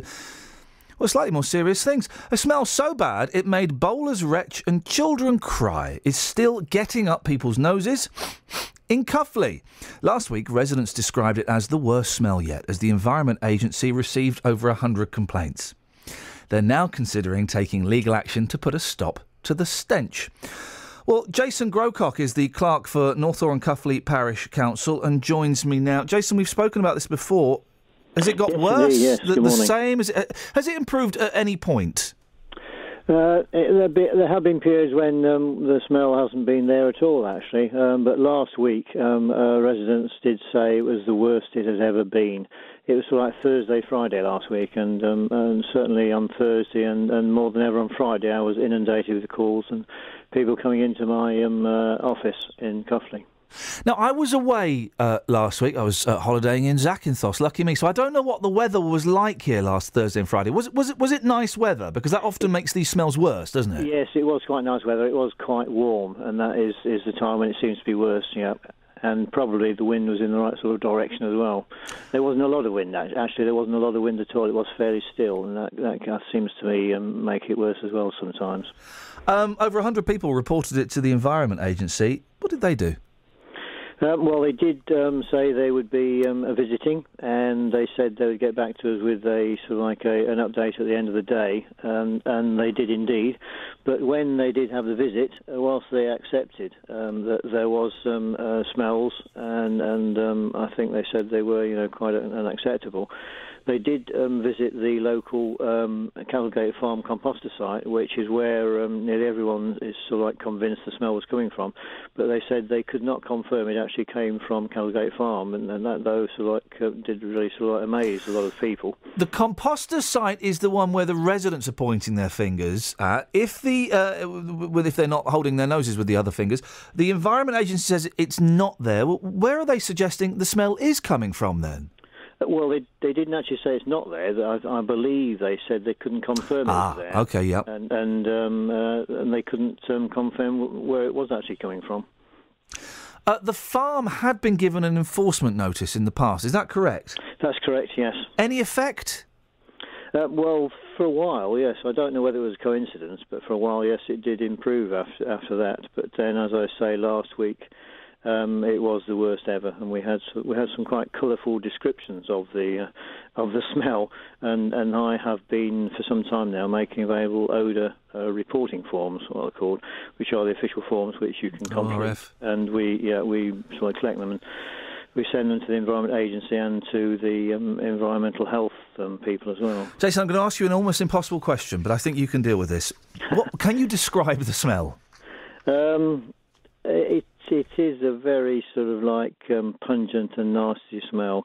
I mean, some of the descriptions we've had have been things like fox excrement. They didn't actually say excrement actually on the forms, and things like, well, it smells like dog dirt covered in sick and things like that. Very colourful descriptions we've had on the form, quite a variety, but most people are saying it's absolutely unacceptable. And I did have calls from sort of people residents who were asthmatic, and again one resident who was concerned because they'd just been having treatment for cancer, and they were concerned, but people are getting quite alarmed and concerned for their health. And the introduction I mentioned... I was going to say, we did also have, at the time, had a meeting with the local surgery over another matter, and the doctors there were complaining, saying that, they did think it was very unhealthy. Well, in the introduction, Jason, I mentioned that it made bowlers wretched. They've had to cancel bowling games, and children cry. That's no exaggeration, is it? No, that's right. Yeah. And again, the children at the school, sort of like I think they had finished term there, but as I say, last time it was that they couldn't play outside. Residents are considering legal action. Will that have any effect? Well, it could do, because people are concerned, because I think they know in other parts of the country there have been problems, and I have been in contact with people from a company in Dagenham, where I believe there's another sort of like facility, and they have suffered because they have a canteen, and often they're not able to use the canteen because of the smells, and they're sort of inundated with flies as well. That is the other problem that people report, flies. And the third actual complaint is the noise, because when they're working at the site in the afternoon, there's the noise from vehicles reversing, which is just continuous sometimes, and again upsets people's peace when they'll be outside in their gardens. Jason, I wish you and the residents the very best of luck with sorting this out. I hope you don't mind. What we like to do when we get stories like this sometimes is turn them upside down. And we're asking this morning, what smells make you smile? I just wondered if you could think of any smells that do make you smile, Jason. Not really. Perhaps I could add the other thing, of course, is we did actually, a resident was so concerned, if you have got a moment, that they organised themselves a consultation with a firm of London lawyers, and our chairman actually went with the resident, and they did say they would be prepared to take on the case on a no-win, no-fee basis if there was the payment for the initial preparation work. And So that's some the fee. local organisation is looking at sort of our Scangy B. No win, some fee. Yes, that's right. And I was asking people who are coming into the office, would you be prepared to join in, to like contribute to sort of like a fund? And almost everyone I asked said yes. Well, Jason, I wish you and the residents the best of luck. I wish the No Win Some Fee company the best of luck as well, because I'm lucky enough to live in a place where there are no smells where I live at all. Smell less. I wonder if the solicitor has a favourite smell. Brendan's in St Neots. Good morning, Brendan. Hi, how are you doing today? I'm fine, Brendan. Have you got a smell that makes you smile? It's just a bit of fun. No, it's just the thing is that I was going to let you know. I know you were talking about Luton Airport this morning. Yes. Right. I rang them up yesterday. Sorry, say that again. I rang them up and asked them whether I can take a juice cube through security. A juice tube? Juice tube. You may want to look on Juice tube. Is that like those cheese straws? No, it's for you to charge your mobile phone. Oh, juice tube. Like Froobs. No, it's a juice tube. Like It's a where Froob. No, it's a juice tube that you plug your mobile phone USB. Oh, it's a mobile phone charger. I thought it was a refreshment. Yeah, okay. No, it's a juice tube that you charge your phone off. We've got that. It's. And are you allowed to take it through? I was told they might have to take a swab of it, and I said to them, I don't think so. A swab? Hang on a second. You wanted to take a juice tube. Juice tube? Yeah. I've never heard that phrase in my life. A juice tube. Have a look online. Have a look on John Lewis. I'll get one of the girls, if you could look online for me, please. So you wanted to take it through security. Okay. To take with me to Spain, in case I need to charge my phone. Well, were you taking any luggage in the hold? We don't take hold luggage. We take over-the-head luggage. You're living the dream. I wish I could survive on over-the-head luggage. Every year I think I'm going to try and survive on over-the-head luggage, and I can't because they make the over-the-head so small these days. EasyJet charge you now for hold luggage. I know. It's something like 24 quid a suitcase. Anyway, so you wanted to take your juice tube through. The girls are just searching online to find out what a juice tube is. Tell them to look at John Lewis. Okay. Somebody looked at John Lewis last night. Could you look at John Lewis, girls? You wanted to take a juice tube through security. You called up Luton Airport, and they said they would have to take a swab?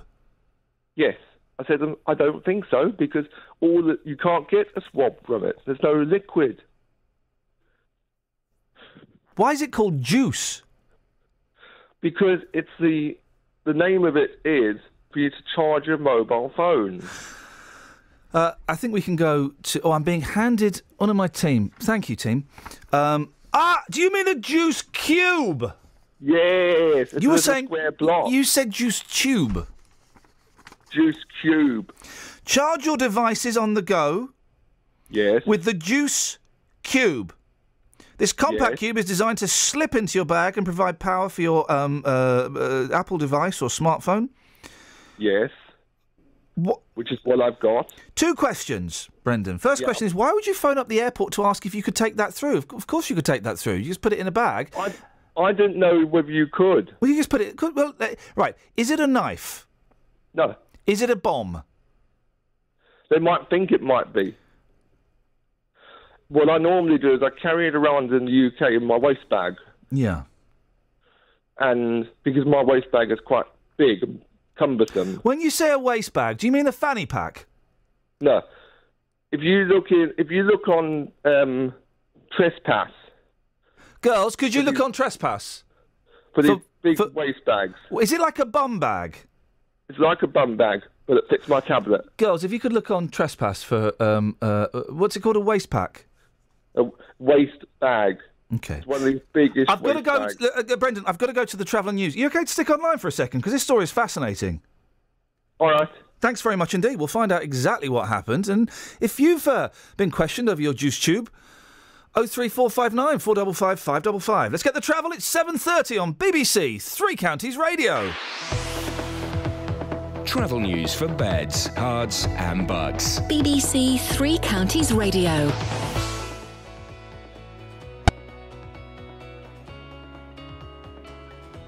Sammy, are you there? Sammy? Maybe she's gone to check her juice tube. We'll get the travel from Sammy in about 15 minutes later, fingers crossed. Meanwhile, here's the news with Lee Agnew. Across beds, hearts and bugs. This is BBC Three Counties Radio.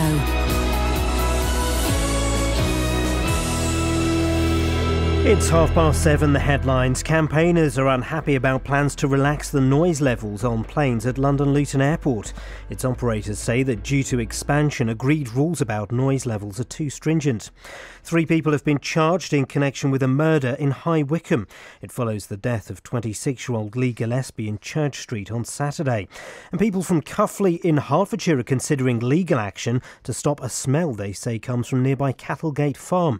But experts from the Environment Agency say there's no evidence it originates from the permitted compost facility there. The weather will be cloudy at first this morning with heavy rain at times, but clearing to leave a dry and sunny end to the day. Top temperatures around 21 degrees Celsius, that's 70 degrees Fahrenheit. Three Counties Sports. BBC Three Counties Radio. The MK Dons will play Southampton at Stadium MK in the third round of the Capital One Cup. It follows their 2-1 win after extra time against Cardiff. Manager Carl Robinson was impressed with his side. It's 10 of the 14 players we've used, 24 and under, 23 and under to an extent. So when you look at that, that's a really young side that started, and when we put all the subs on, they were young as well. So I thought the players really conducted wonderfully well. It's a young side who I think have really entertained this evening against a very good Cardiff side. A stoppage time equaliser forced extra time for Luton Town against Stoke at Kenilworth Road. With the score level, the Hatters lost 8-7 on penalties to the Premiership side, with Luton defender Scott Griffiths missing his penalty in sudden death. Scott Griffiths hits the crossbar. Wouldn't late the rest. Now Cameron for Stoke. Scores. Stoke City are through. Yeah. Luton Town are out.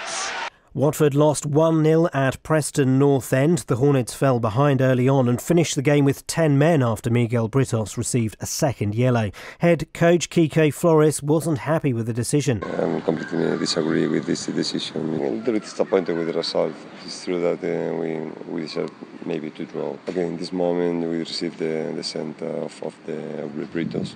It was difficult to play against 11 against 10.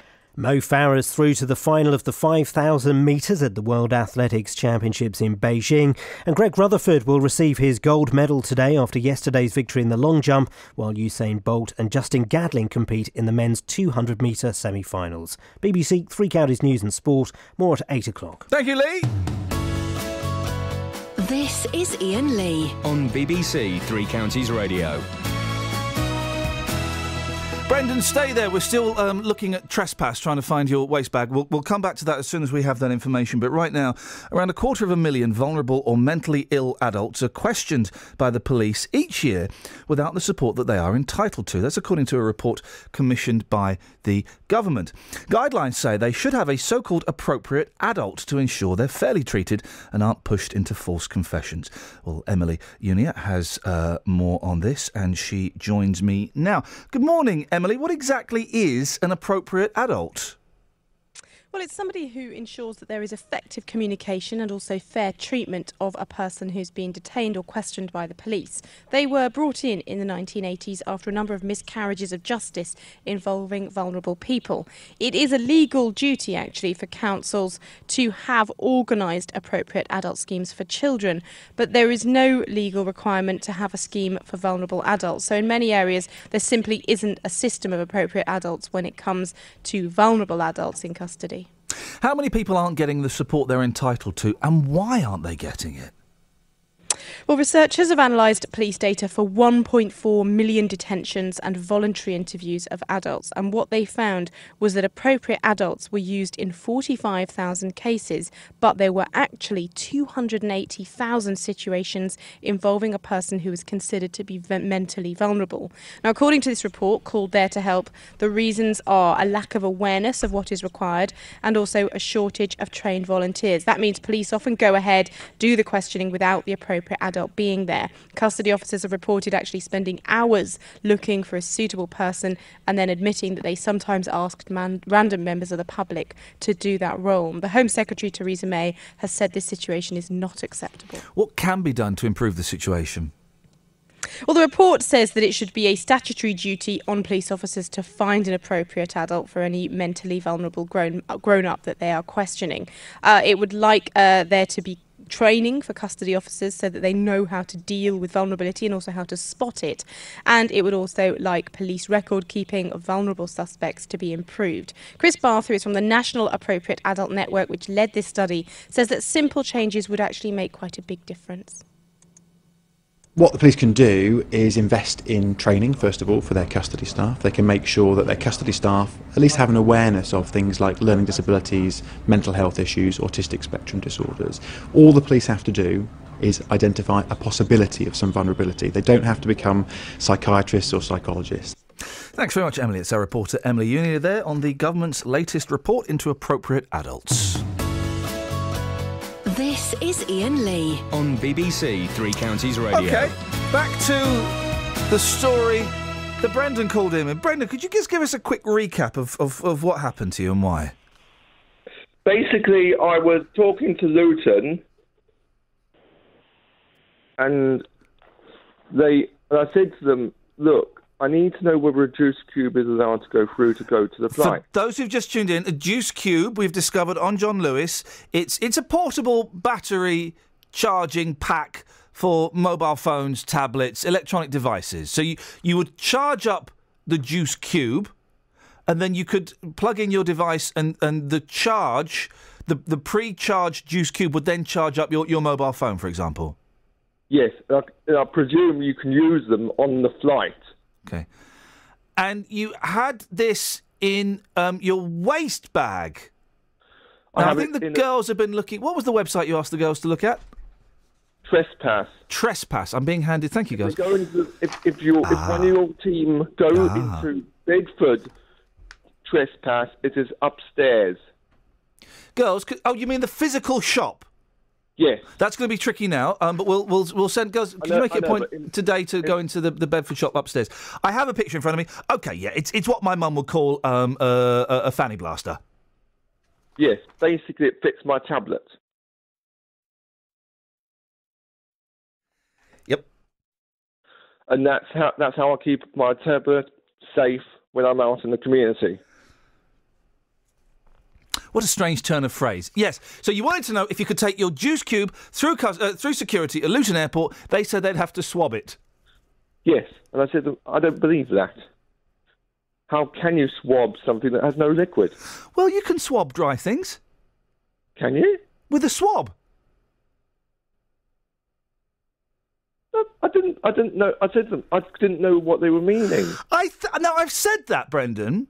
I think, girls, could you look up on the computer, Bing it or Google it, can you swab dry things? Or maybe one of the listeners know. Maybe we have a forensic expert listening. 03459 455 555. It's just cotton wool. Yes, but they have a special swab thing they have to wipe across it. But would they, if they had have swabbed it and found out it wasn't an explosive, would they have then let you take it through into the duty-free department? They probably would. Did you ask them? I didn't ask. I wasn't talking to security. I was talking to one of the girls on the phones. Okay. And they assured me it would be all right as long as it's been swabbed. Oh, hang on a sec. I think Lorraine can throw a bit of light on this. Good morning, Lorraine. Hi, Ian. Hi, Lorraine. You can help Brendan, can you? I might be able to, yes. I used to work at security at Heathrow. Ah, fantastic. Oh, lovely, Lorraine. Yeah, so can you just recap? What's your concern about this? Brendan, could you just recap the story again? I will tell her, if Lorraine's listening to me clearly, can you visualise a small green cube? He's saying cube. Cube, a small green cube. It's got a charging lead, which is a USB going into a Samsung mobile phone charging hole, which is being charged at the moment. When I go through security, will they need to take a swab from it? Because they seem to think they did. Any electrical item going through security has to go through the X-ray machine. Any electrical item. X-ray. I know it has to go through X-ray. That's why when I put my mobile phones through, I put them in my green fleece for reasons. Then I know where they are. So when I leave them to go through the security system, I know where they are safely. So you'll put your green cube in the pocket of your green fleece. So you're all green. Along with the phones. Yep.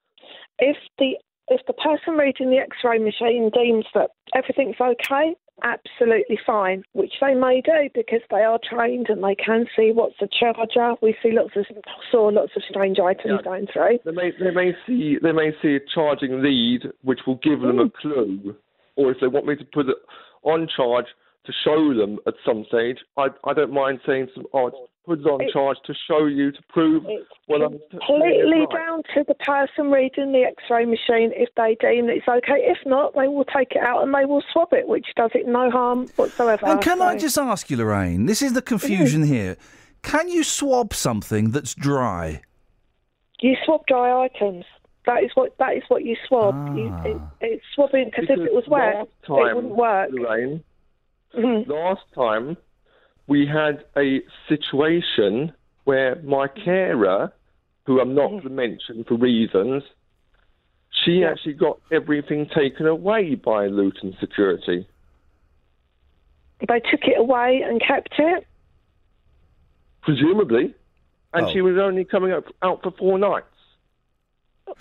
It really doesn't matter how long you're going away for. They can hold items. They can actually confiscate items if they're on the list that they cannot go through security. And if it's something that's perfectly safe but just not allowed to go through security, it can be arranged to be picked up again on your return. Can it?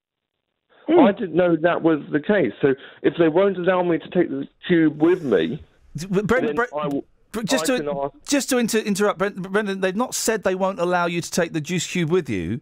They just might swab it. Yeah. And now we know that they can swab dry things. Does that put your mind at ease? It does. Lorraine, just as a quick question to you, if you don't mind. Yes. I don't mind. I spoke to Luton, one of the people on the phones, last night. Yep. And I said to them, would I be allowed to hold it and show them what the wire does? So although they're saying they've got to swab it, I would say to them, no problem, as long as I'm holding it to explain. Why would you want to hold what they were? Stay there. Dave's got something on this. Morning, Dave. Morning, Ian. Dave, you can help Brendan, can you? Yeah, it depends what type of battery or charger it is. I have this problem with my drones when I fly my drones because they're lithium polymer batteries. They're not allowed on a flight because they're highly explosive. They're like a mini hand grenade, and you have to have them in what's called a lithium polymer sock, which is an explosive protective bag to carry them in, and they must go in the hold. So this is all phone batteries? It's NiCads are okay, normal batteries are okay, but if it's a lithium polymer, which is a high charge battery, it has to go into a protective and explosive sock. How about if it was in an explosive sock? How about if it was in Brendan's fanny blaster? Would that be okay? No, lithium polymer batteries have to go in a protective explosive sock carried in the hold of the plane in a sealed bag. Does that sound right, Lorraine? Certain items do. Certain items do have to be, specialist containers. Explosive socks. Have to be checked in separately because they are hazardous. Yeah. If there was a large amount of them, but it's totally down to security. And to be honest with you, the battery that you've got there is no different to a laptop battery which discharges. Into a laptop item. And would Brendan be allowed to discharge on an aeroplane whilst in flight? It's not encouraged to discharge while a flight's in the air. Okay. I should imagine that other passengers might be a little concerned if he was to discharge in the air, in the cabin. It's not actually discharging it, Lorraine. It's just charging up my cell phone for when I get to the other end. Yeah, but your phone, I mean, obviously, if it's in airplane mode when you're in the air, and it could cause concern to the crew. Do not discharge on an aeroplane is basically the advice. All right, Lorraine, thank you very much indeed. Brendan, well, I think the thing we've learnt there is that you can swab dry things. Thanks so much for your call, Brendan. I hope it helps. Enjoy your trip. All right. All right. Travel news for beds, cards and bugs. BBC Three Counties Radio. The A1M is very slow southbound from junction 8 for the A602 in Hitchin to 7 for Stevenage, and the M25 is busy anti-clockwise between junction 21 for the M1 and 19 for Watford, and it's also busy between junction 17 for Maple Cross and 16 for the M40. In Denham on the A412 it's very slow between the M40 at Denham and Seven Hills Road in Ivor Heath, and in Beaconsfield on Amersham Road it's slow between Longbottom Lane and the A40 at London Road. On the trains, the 803 service from Luton to Sutton has been delayed. Samantha Brough, BBC Three Counties Radio. Sammy, thank you very much indeed. Thanks for that call, Brendan. 03459 455 555. Coming, so much to cram in today. Coming up before 8 o'clock, poetry and peaks. What does that mean? Keep listening and you'll find out. It's 7:46. It's Wednesday, the 26th of August. I'm Iain Lee. These are your headlines on BBC Three Counties Radio. Luton Airport says that strict rules on noise levels from its planes need to be relaxed. 3 people will appear in court this morning charged with murdering a man in Wickham on Saturday evening. And residents of Cuffley say that a smell they claim comes from a nearby composting centre is now worse than ever. Let's get the weather. Here's Kate. Beds, Herts and Bucks weather. BBC Three Counties Radio. Good morning. If you don't have the rain already, it is fast approaching, just edging its way into West Hertfordshire, Buckinghamshire and up towards Bedfordshire as well. The heavier pulses I'm talking about. And the Met Office has a yellow weather warning in place covering this heavy rain. It's coupled with the rain that we had earlier on this week, so we could get a bit of surface water flooding, some spray, particularly for people using the motorways at the moment. So pretty dangerous driving conditions out there. This rain pushes through on a strengthening southwesterly breeze. Be quite gusty today as well, but the good news with that is it pushes the rain through perhaps a little quicker. So by the end of the afternoon we should actually see some clearance and may even get a little bit of sunshine. Maximum temperature 21 Celsius. Overnight tonight that rain pushes out of the way completely and we should get a reasonably quiet night. Temperatures down to 11 Celsius. A lot of cloud around, occasional showers but nothing too significant. For tomorrow, a fine day, some sunny spells, a little bit of a breeze, maybe a shower in the afternoon, but it is improving. Maximum temperature for Thursday, 20 Celsius. That's your forecast. Sundays on BBC Three Counties Radio. Sometimes black men can feel they can gain something by actually dating outside of their culture. Edward Adu. Everyone used to kind of point me out for looking like Arnold from Different Strokes, but we won't go there because that was just horrid. Every Sunday night from 8. My auntie is listening now, she goes, "Me and your mum brought you up properly. Play some music on the show." So I'm looking at this picture of 2 old buses. They're vintage, just like me. We're going to play some tunes which you may be familiar with if you're a bit of an old school kind of soul head. Edward Adu. Every Sunday night from 8 on BBC Three Counties Radio. On air FM, AM, online and digital radio. This is Iain Lee On BBC Three Counties Radio. Now, it turns out that the Queen, Her Majesty, isn't the only person to have a personal poet. Milton Keynes is his very own poet laureate too. And while Mark Neal's been a regular contributor to BBC Three Counties Radio over the years, I've been here 3.5 years and we've never had him on my show before. Well, we're putting that straight. He joins us now. Morning, Mark. Good morning, Ian. How did you become the poet laureate for Milton Keynes? Well, I was running a regular poet night here, and we published a local anthology of local poets, and it was launched by the mayor, and she liked the poetry that we did, and I spent the year sort of supporting her in her role. And at the end of it, she very kindly, as a thank you, asked me if I would be the poet laureate for Milton Keynes. So I now write for public occasions and work in the schools around the area. And so I was going to ask, what do you have to do? So if they open a new building or something, do you write a poem to celebrate that? I have been asked to write to commission by the council for special occasions, such as when Red Bull received the freedom of the city. And every year when the mayor changes, I normally do a poem about the outgoing mayor's year. And if there's any sort of special occasions or sort of things like Armistice Day, I write poems for that, maybe Christmas, or if there's anything happens in the city. When the Dons got promoted last year, I wrote a poem for the Dons getting promoted to the Championship. Those sort of things, anything that sort of strikes me, and I can be invited to go into schools and write for them as well if they want me to. I was going to say, how do you? When I was at school, poetry, for most of the time, was seen as deathly dull. And then there was a period sort of between 15 and 15 and a half when all boys became love-struck and started writing poetry. How do you make poetry exciting for kids?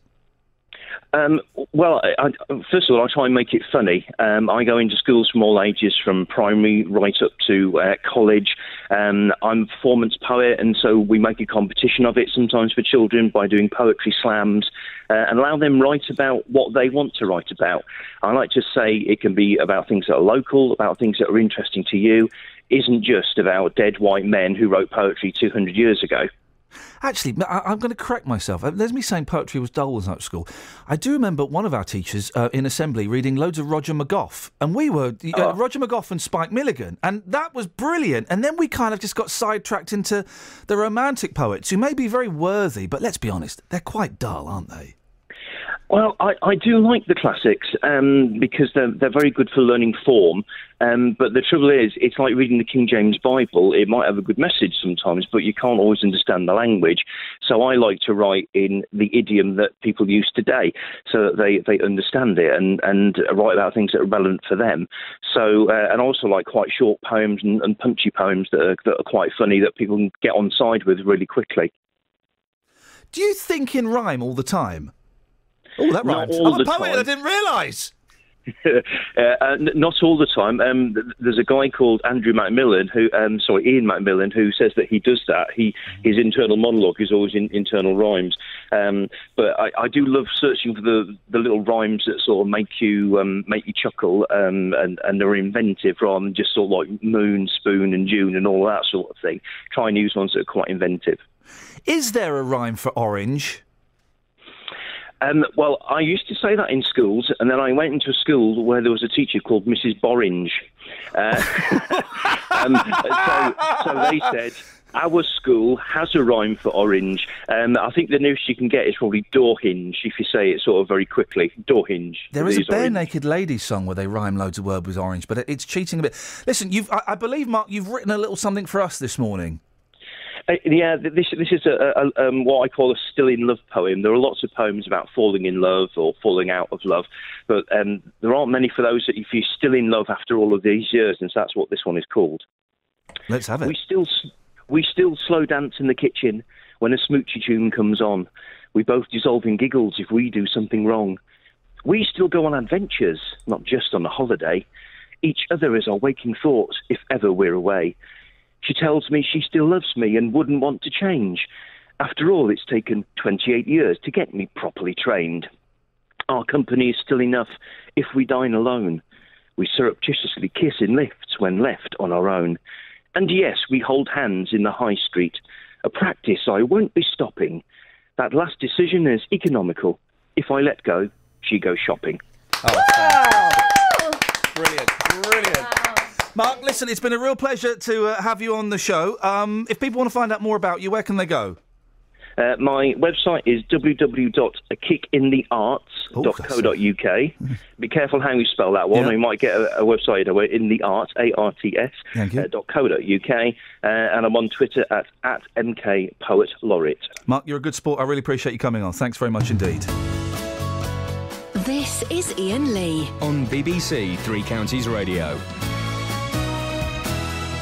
Let's go to the girls. Catherine, you must have enjoyed that poem. Yeah, I really liked it. 03459 455 555. If you consider yourself being an amateur poet, why don't you give us a call? Poetry on the Radio. Fantastic. Now, a charity in Buckinghamshire at 7:55 says it's appealing for fundraisers to tackle the 3 peaks of the Chilterns with their dogs. Rennie Grove Hospice would like dog owners to take on the challenge with their pets to raise vital funds for the charity. Well, Hannah Jones has been waiting patiently and can join me now. Morning, Hannah. Morning, Iain. Thanks for talking to me. No, thank you very much indeed. Did you like that poem by Mark? I did. It was very good. It was very clever, wasn't it? It was, yeah. The 3 peaks of the Chilterns, I've heard of these because some idiotic friends of mine did it years ago. They tried to persuade me to do it, and I said, not a chance. But what are the 3 peaks? The 3 peaks are Whiteleaf Cross, Coombe Hill and Ivanhoe Beacon. So our challenge is a sponsored walk along the Ridgeway, and there's 3 different routes. So you can either do 5, 9 or 18-mile routes. So there's something for everybody. OK, so how difficult are these challenges? Well, yeah, I think you've got to be a keen walker. But the 5 mile is perfect for a family fundraiser. So it's open to all ages. And the dog, of course, can come along too. Is the dog essential? I mean, if a family, for example, that they didn't have a dog or the dog was busy that day, would they still be able to do it without the dog? Of course they can, yeah. Okay. The dog's not essential, but they do love it. And we do have lots of dog treats along the route as well. So, yeah, it's perfect for all the families. And who gets... I'm being told that there is a prize. Who is the prize for? Is it for the families or for the dogs? There's a prize for the highest fundraiser. So the dog who raises the most sponsorship gets a dog bed, which has been donated by our vice presidents. So fantastic. They'll need a bed after that long walk. They will. What made you put this event on? Well, it's its 7th year this year. It's a hugely popular event. And it's one of 9 fundraising events that we have on offer. And it's popular year after year. And the Rennie Grove Hospice. Tell us why it's. My dad passed away in a hospice, but tell us why it's so important. Okay, well, it offers services to support local patients diagnosed with cancer and other life-limiting illnesses. We've got a variety of services, including a 24-hour hospice at home service, and that gives patients a choice to be cared for at home, surrounded by their loved ones, which is really important. And how much are you hoping to raise? We're hoping to raise £30,000, and if everyone raised £50, that would exceed that target, which would be fantastic. If people want to get involved, Hannah, how do they sign up for this? Yeah, all the information's on our website, which is renniegrove.org/Chilterns3Peaks, and it's £20 for adults and £10 for children to sign up. Brilliant. And under 5 for free. Here's the question, Hannah Jones. Are you doing the walk? I knew you were going to ask me that. Everyone always asks me that. No, I'll be there. I'll be working at the event. Oh, Hannah! No. I have to work there. I have walked the full routes, I will say. Okay. And it is a lovely walk. And I think we're so lucky to have such a scenic area that it's a great excuse to get out. It sounds like a great charity. I hope you raise lots of money, and best of luck to everyone that's doing it. And best of luck to the dogs. Yes. Thank you, Hannah. There we go. That's Hannah Jones from the Rennie Grove Hospice. 03459 455 555. We've got 5 questions sitting in the rolling quiz. The question that was set by Colin in Dunstable, who lived in Hargreaves Close in Cheshunt for many years. It's somebody famous, I'm assured. Let's get the travel now. Here's Sammy. Travel news for beds, cards and bugs. BBC Three Counties Radio. 03459 455 555 is the telephone number. If you want to give us a call, you can text 81333. Start your text 3CR. I think we've got Sammy now. Sammy, what's happening on the roads and the trains? Hello, well, the A1M is very busy southbound between junction 8 for Hitchin and 7 for Stevenage, and the M25 is busy anti-clockwise between junction 24 for Potters Bar and 23 for the A1M at South Mims. Also anti-clockwise, it's very busy between junction 17 for Maple Cross and 16 for the M40. And in Beaconsfield on Amersham Road, it's very slow now southbound from Longbottom Lane to the A40 at London Road, and in Clophill on the A507, that's slow in both directions around Bedford Road. On the train departure boards, having a look, and the 8:12 service from Welwyn Garden City to London King's Cross is cancelled. Samantha Bruff, BBC Three Counties Radio. Thank you, Sammy. Getting some great poems sent in on Twitter. Give us a call, Scott. Read it out on air. 03459 455 555. Local and vocal across Beds, Herts and Bucks. This is BBC Three Counties Radio.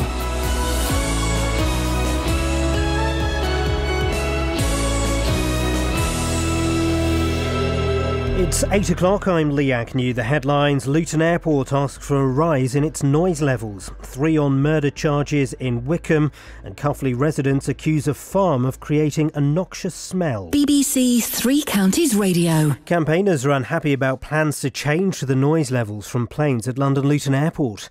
The airport says that due to expansion, existing rules about noise levels are too stringent. Sabra Swinson from the Save Our Skies group in St Albans is hoping that new technology introduced last week will help make a difference. If it works, it will mean that the planes will follow a much narrower path over the densely populated areas of Hemel, St Albans, Redbourne and Harpington. In the past, they've kind of meandered off the path and have overflown areas that really they shouldn't have been doing so. So if this works, and it's early days, it is good news. 3 people have been charged in connection with a murder in High Wycombe. It follows the death of 26-year-old Lee Gillespie in Church Street on Saturday. They'll appear at High Wycombe Magistrates Court this morning. A charity says that up to 250,000 children and mentally vulnerable adults are being deprived of the support of an appropriate adult while in police custody. The National Appropriate Adult Network says it puts them at risk of miscarriages of justice. As Chief Executive Chris Barth says that in many cases there are too few people trained to do the job. It looks like around a quarter to a fifth of people flowing through police custody are actually mentally vulnerable, and the police seem to be identifying about 3%, so we need the police to do better at that. The government is putting in place investment in identification of mental vulnerability. Our big concern is what happens if there are no appropriate adult services once you've identified those people. People from Cuffley in Hertfordshire are considering legal action to stop a smell they say is coming from nearby Cattlegate Farm. Experts from the Environment Agency couldn't confirm the odours coming from a permitted compost facility there. Jason Grocock from Northaw and Cuffley Parish Council told Iain Lee it's incredibly pungent and noxious. Some of the descriptions we've had have been things like fox excrement. They didn't actually say excrement on the forms. Yeah. And things like it smells like dog dirt covered in sick and things like that. But most people are saying it's absolutely unacceptable.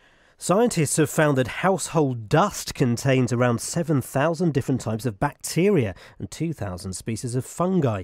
The researchers at the University of Colorado say that while some microbes may be linked to disease and allergies, most are probably harmless. In sport, the MK Dons will play Southampton in the third round of the Capital One Cup after a 2-1 win against Cardiff.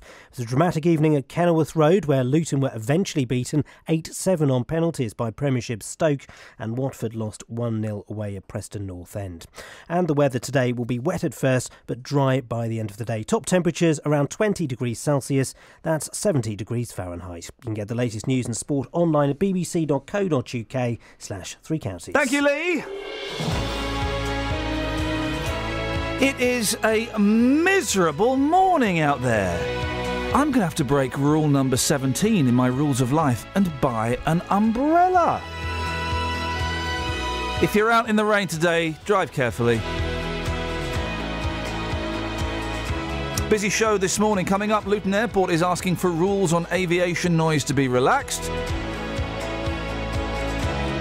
The smell that made bowlers retch in Cuffley's back with a vengeance.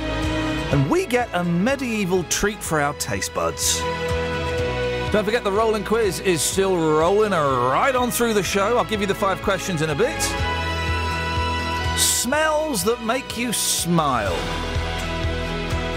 If it's your birthday, give us a call and I'll tell you who you share your birthday with.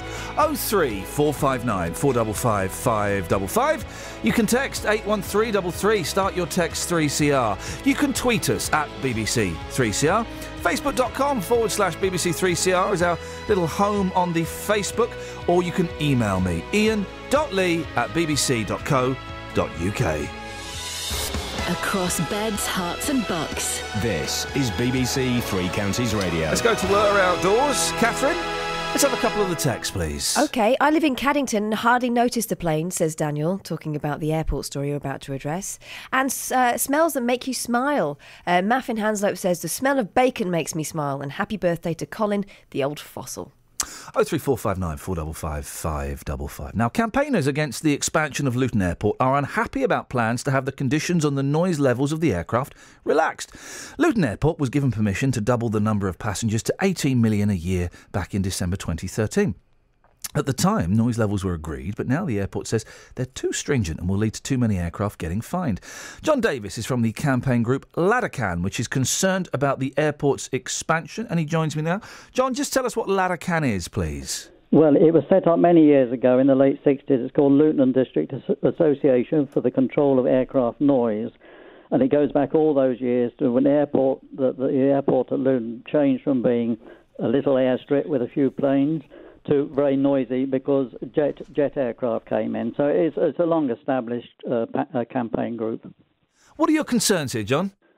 Well, I think, look at it this way. I don't want to throw statistics at you, but every month 7,000 or 8,000 planes come in and out of Luton Airport. Each month there are loads of complaints from people who are fed up to the teeth with being disturbed, particularly at night. And over the many years I've been on the airport committee, about 15 years, there's been a tripling of these flights. And now they're talking about they want to, as it were, ease off on the noise levels, which incur a fine. And I think we get very suspicious when an airport does this sort of thing. All these people who write in or email in on the email, or they ring in 395 382 to complain about noise. They are not doing it because they've got nothing better to do. They are fed up with the noise as it is, and so we're suspicious of any tendency or any attempt to make those noise levels easier for the airport. If Luton Borough Council does agree to relax the noise level thresholds, what impact would that have on the surrounding area? Well, I think it would just get worse. I think what we're going to have in about a week or two's time is a meeting of a so-called technical committee, and they need to thrash out this whole business. Because otherwise the people on the ground, I mean, let's face it, only about half the population ever fly anyway, so the people on the ground quite often don't fly and they have all this noise imposed on them. So they're going to have to thrash out a system which is easy to understand. At the moment they've tangled two systems of noise control. One is to do with the actual certificate of the aircraft, and the other is to do with the noise it imposes on people that it's going over. And I think they need to concentrate on the noise that it actually imposes on people it's going over, and to have really quite stringent limits to deter the really noisy ones. It's in the airport's interest to deter the really noisy ones. Once you've been woken up once a night, then you hear all the subsequent ones, and you keep on complaining. So they need a tough system. And at the moment, I think they get away with blue murder a lot of the time.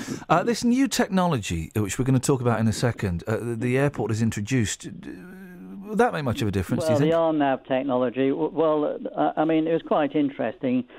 When that came out, they said, of course, far fewer people would be overflown. But what they didn't add is, of course, those who are overflown, and in a densely populated area like it is around here, those few remaining who are overflown will get a great deal more aircraft noise. So it's very unfair on those people.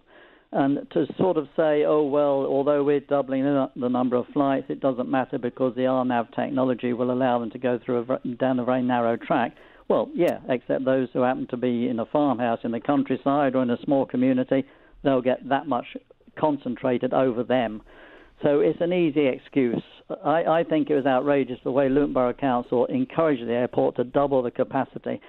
Not surprising, Luton Borough Council makes a lot of money from the airport, and they have a Development Control Committee. You mentioned the December 2013 meeting where, surprise, surprise, they all agree what a good idea it would be to double the capacity of the airport. That will double the income the airport provides to Luton Borough Council. So they agreed, obviously. That was a bad mistake. It should never, ever have been agreed. It's far bigger than it was when I certainly joined the airport committee. It's quite big enough and causes enough nuisance as it is, without it getting bigger. But John, unfortunately, we're lumbered with it. Stay there, John, stay there. I will come back to you in a second. I just want to bring Neil Thompson into the conversation. Neil is the Operations Director at London Luton Airport. Morning, Neil. This new technology, this RNAV technology, how does it work? Yeah, good morning, Ian. Yeah, this is new technology, so it's based on satellite navigation, which does give us greater track keeping accuracy, but gives us greater flexibility on where the flight routes can go. So we've worked closely with community groups such as Laddercan to develop the route that minimises the impact on the most amount of people. So basically, it's a sat-nav that describes, if I've got this right, a narrower corridor that the aircraft can fly through that will affect less people. Is that right? Absolutely. So with this change, we've reduced the amount of people overflown by about 75%. So it's a big, significant change. It could be argued that you've reduced the number of people, but that smaller number of people now have more aircraft flying over them. I mean, this is in line with government policy, so there's a long debate around concentration over dispersal. Government policy is currently concentrate the flight tracks. So a smaller number of people would suffer more? But what we've done is try to minimise that. So we've got the tracks, wherever possible, over open countryside, avoiding towns and villages as far as we can. Okay. But so how many people are affected? So we've gone down with this change. We've gone down from about 13,000 people with this route down to about 3,000. So those 3,000 people will have more aircraft flying over them. So they're suffering more. No, it's not. No. So if I just clarify that's covering the whole swathe. So we've reduced the swathe width from 3 kilometres down to 2 kilometres. The reality is the actual aircraft swathe is probably about 500 metres. So it's a really tight, narrow corridor. But that 3,000 covers the entire swathe width. Okay. So those 3,000 people, they're not having more aircraft fly over them. No, it's the same amount of aircraft, but we're just given much more certainty. And this is something that Laddercan support as well. And do the aircraft have to stick to this corridor? Yes, so we've got, as of the 1st of April, we've implemented a finding. So if aircraft deviate outside the swathe below a certain altitude, they will get fined. And all of those fines go towards community projects. Ah, OK. Well, that sounds like a good idea, John. And if you've been involved with this, it sounds like a great idea. I mean, it narrows the track. I don't think it's true to say that we supported it without any comment at all. We only supported it to the extent it narrows the track, but it is devious to talk about narrowing the track and avoiding most of the communities. There are still going to be people who are going to be overflown a great deal more. But that's what it's doing, though, John, isn't it? It is narrowing the track, and it is affecting less people, which has got to be a good thing, hasn't it? Overall, Ian, it's affecting fewer people, but the few people it is affected are going to get lumbered with a lot more noise because they're going to go straight over there. Well, Neil just says that's not right. Neil? No, I mean, we ran a consultation for this. We ran trials 2 years ago. We ran a consultation. We had over 1,400 responses, and 90% of people were in favour of this change. No, but just address the point that John made, that these fewer people will have more noise. You're saying that's not true? No, and what we're trying to do is concentrate tracks over open countryside, so avoid as many people as we can with this. There will always be aircraft in the sky, but I think it's achieving the right balance. So it's achieving the right balance between economic growth of the airport and minimising our noise impact. John? No, I think the whole thing, back to Luton Borough Council, is driven by greed of Luton Borough Council wanting more. But John, just to address the point, Neil is. Well, I don't think you see. I don't think it's true. You cannot fly. You cannot draw a line on the map without going over some people. Yeah. So that it may reduce the noise over 75%, but there's still going to be those people who are going to have a lot more noise. Neil is saying there will be no more noise for those people. They'll have the same amount of noise that they have now. Is that right, Neil? They've got to go somewhere, haven't they? Yeah, it's the same amount of noise. And we've been working on this for about 10 years, so this isn't in direct response to the plan and application or our development. This is a long-serving project directly in response to community concerns about one of our flight routes. Now, interesting you mentioned the applications and the plannings and all those things, because the noise level agreement that was reached in 2013, you want to go back against it. You say that's unworkable. Why would you agree to something that was unworkable? With the plan and application, we have over 30 conditions. We're just challenging one condition. This condition, the noise level condition. Well, that is one of the noise level conditions. There's a raft of noise conditions. We have some of the most stringent noise conditions in the UK. You want to be able to make more noise, basically, because you're saying that the aircraft will be fined. No, we want to target the noisiest aircraft that disturb people. So I absolutely agree with Ladacan on this, and Ladacan have supported the changes that we're looking to make. What we're looking to do is target the noisiest aircraft and those noisiest aircraft overnight, and that condition is very complicated, and it doesn't actually achieve that objective. OK, so what would you like to change? What we want to implement is a simple daytime limit, which we've reduced, and also a simple nighttime limit, which we've also reduced, and they've been in place since the 1st of April. And what we want to do is get those incorporated as part of the planning conditions. John? Well, and gradually squeeze them down, because over the many years there's been all this argument about that they're just too high to have any real effect. That is why every quarter there are only 2 or 3 actual fines imposed. I mean, that in a sense is a story. There are only 2 or 3 fines imposed every quarter shows that the fines are just too lax. So the fines gradually have to squeeze down these noise levels. And I would agree with Neil to the extent that we don't want to complicate the system. The system which works is those people on the ground should be able to say, the planes who go over me at more than a certain level should be fined. John, can I pick 2 texts at random? And we're running out of time, gentlemen. I really appreciate this, though. 2 texts at random. Stop moaning on about the airport. Move away if you don't like it. What a moaner. All of us that live in Luton hear the planes. Luton benefits greatly from the airport. That's from Tony, who loves Luton. Yeah, sure. And another texter, anonymous, if you live near a football stadium, you're going to get noise. If you live near an airport, you're going to get noise. Get some earplugs and get a life. Well, I think they're both very unfair, particularly the second one, where the noise is a brief time on a Saturday afternoon. This is 24-hour day noise, day and night noise, so that's a very unfair thing. Not surprisingly, somebody in Luton agrees to the idea of expansion because it brings more money into Luton Borough Council's coffers. So, I don't think that text was from Luton Borough Council. I think it was just a resident. From a resident who can see that more money comes into the Borough Council, and that to him is a good thing. But it's a slightly selfish thing, and to say people should move, these are people who are probably retired in the area, say 15, 20 years ago, and they find this insidious increase in flights and noise going on all the time. And, of course, in road congestion, this will gradually happen as more and more people fight to get to that airport. John, we've got to end it there. Thank you. John Davis from the campaign group Ladacan. The other voice we heard there was Neil Thompson, Operations Director at London Luton Airport. Would love to get your thoughts on this. Do you think that John is just whinging and should put up with the noise or move away? Or do you think he's got a point and that actually it is getting noisier and noisier? 03 459 455 555 is the telephone number. It's 8:16. It's BBC Three Counties Radio. Let's get those headlines, shall we? On Wednesday, a very wet Wednesday, the 26th of August. These are your headlines. Luton Airport is asking for the rules on noise levels from its planes to be relaxed to allow for expansion. 3 people will appear in court this morning, charged with murdering a 26-year-old man in High Wycombe. And results of residents of Cuffley are accusing a nearby farm of creating a noxious smell that's making them feel sick. The weather this morning will be wet, very wet, but sunny by the end of the day. And Catherine, I believe you've got if we can just get the girls.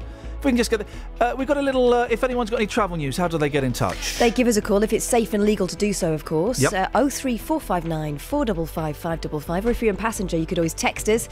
Remember to put 3CR on the beginning of your message, and it's 81333. Thank you very much. Every Sunday morning from 6. Around 350 people gathered at the Peace Pagoda in Milton Keynes for an interfaith ceremony to remember the dead of Hiroshima. Mike Naylor. There is, of course, a greater challenge, and that is how to abolish all wars altogether. A new report has provided some stark facts about holiday hunger for many families. We were prepared as a church community to do this when we realised the need that was out there. Every Sunday morning from 6. Well, many different music and Christian festivals are taking place up and down the country, of course, during the summer holidays. We've got a ska band which do some kind of traditional Christian hymns, but in a new format. Mike Naylor, every Sunday morning from 6 on BBC Three Counties Radio.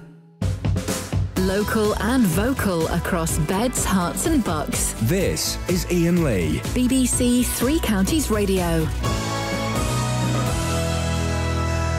Good morning, Jonathan Vernon-Smith, who's on at 9 o'clock. Good morning. Have you managed to dry down yet? Because I'm looking out of that window in our swanky new studios. We can see outside. That is heavy rain. It's hard rain's going to fall. It's coming down like cats and dogs out there, Ian. Awful. Absolutely awful. It really is. We're asking this morning, I don't know if you heard, we're talking about a very stinky smelling cuffley, and we're doing what we often do with a sad story. We're turning that story upside down. We're asking, what smells make you smile? For me, fresh tarmac that's been rained on, or freshly mown grass. And I'm going to say this, and this might sound a little bit odd. Go on. A young baby's poo-poo. There's something... Catherine will get this. Catherine, this isn't me being perverse, is it? The smells that make you smile, a young baby's poo-poo. Yeah, it's better than the older babies, yeah. So what smells make you smile, Jonathan Vernon Smith? Zoflora bouquet. Oh, sounds delightful. Yeah. What does it smell like? Freshly cut flowers with disinfectant. I use it frequently to remove any animal odours from my property. What's in your show this morning? Coming up on the big phone in this morning from 9, I'm asking, do women-only train carriages sound a good idea to you? Jeremy Corbyn has said he'd consider women-only rail carriages to help reduce assaults on public transport. Mr Corbyn says he'll consult women on the suggestion. It comes after figures from British Transport Police suggest sex offences on trains and at stations have risen by 25% to record levels. But the Conservative MP, Sarah Wollaston, has said that women-only carriages proposal, it wouldn't actually protect anyone at all. Well, from 9 this morning, I'd like your views on this. Do women-only train carriages sound a good idea to you? We've been having a debate in the office next door, Iain, and everyone seems very divided. From 9 this morning, I'd love your views. 03459 455 555. It's the big phone in at 9. Sounds like a lot of fun. Across beds, hearts and bucks. This is Iain Lee. BBC Three Counties Radio. We'll do this day in history after past. Let's quickly recap the questions on the rolling quiz. Don't forget, if you can answer the question, that's only half of the challenge. Part 2 of the challenge, the fun accumulator, is then setting your own question. The questions we got so far are: which UK politician was replaced by a tub of lard when he failed to turn up for a recording of TV quiz show Have I Got News For You?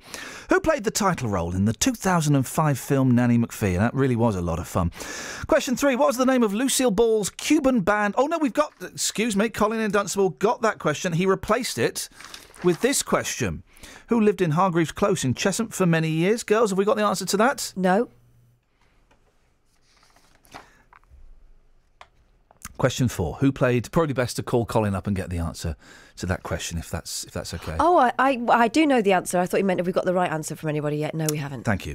Who played the flatmate Dermot in UK TV's Men Behaving Badly, replaced after Series 1 by Neil Morris's character Tony? And question 5. Which was the first British TV game show to be adapted for screening in the USA?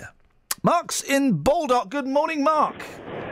Morning, sir. Good morning, Mark. What have you got for us this morning on this cold, wet, grey morning? Right, two things. I'm 50 today. Oh, you're 50 today? Happy birthday to you. Happy birthday to you. Happy birthday. Well, then you'll want to know who you're sharing your birthday with, won't you? Please, that'd be nice. Let's go through some of the names who you're sharing your birthday with. Christopher Isherwood, the novelist, was born in 1904. Bit noisy where you are. I'm driving a lorry. OK. Michael Gove, it's his birthday. Guess what year Michael Gove was born in? No idea. I don't know who that is. I've got no idea. You got no idea who Michael Gove is? No. All teachers had a picture of Michael Gove on their wall, and they would chuck darts at it. I can't believe this. Michael Gove, 1967. He's only 6 years older than me. And finally, you'll know this one. Oh, I've been left home alone. Who's that? Macaulay Culkin. Macaulay Culkin is 34 years old today. And to you and all of those people, we say... Happy birthday to you. What else you called in for, Mark? Right, I have just delivered a load of garden waste to Cattlegate Farm. OK. And I deliver there probably 2 or 3 times a week, and there is no smell. There's no... This is the stinky smell that we're talking about. It's made children cry and bowlers retch. And you're saying it doesn't smell... But you've just delivered cattle waste. That's quite stinky. No, not cattle waste. No, it's garden waste. Garden waste. Oh, garden waste. Oh, so like leaves and grass and things. Yeah, when you go to the council tip, you throw your garden waste in a big skip. Yep. I pick it up and take it into this place and we chop it all up, make it in a compost. And you're saying there's no smell there whatsoever? No smell. It's got to be coming from somewhere else, but it's not coming from there. Mark, let's turn this story upside down. What smells make you smile? For me, my wife. The smell of Mark's wife makes him smile. What a romantic image that is. Let's all just imagine all of us just crouched. Mark, what's your wife's name? Glenda. Glenda? Let's imagine us all crouched around Glenda, having a sniff. She smells lovely. Linda, do you want to smell Glenda? No. Okay. What have you called in for, Linda? Well, I've just pulled over because I've just been listening to your callers on the noise pollution of Luton Airport. And just to say that I live in Slip End. I've lived in Slip End since 1987.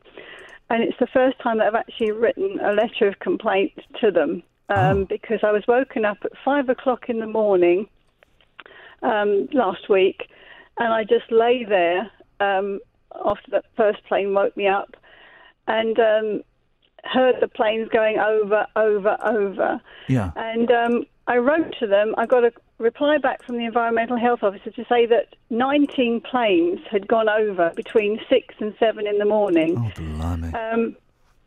And also, we hear planes at night now as well. Now, this isn't something that's happened... Well, it's happened recently because, as I say, I've lived there since 1987, and now the noise pollution there, the planes going over, is just unbearable.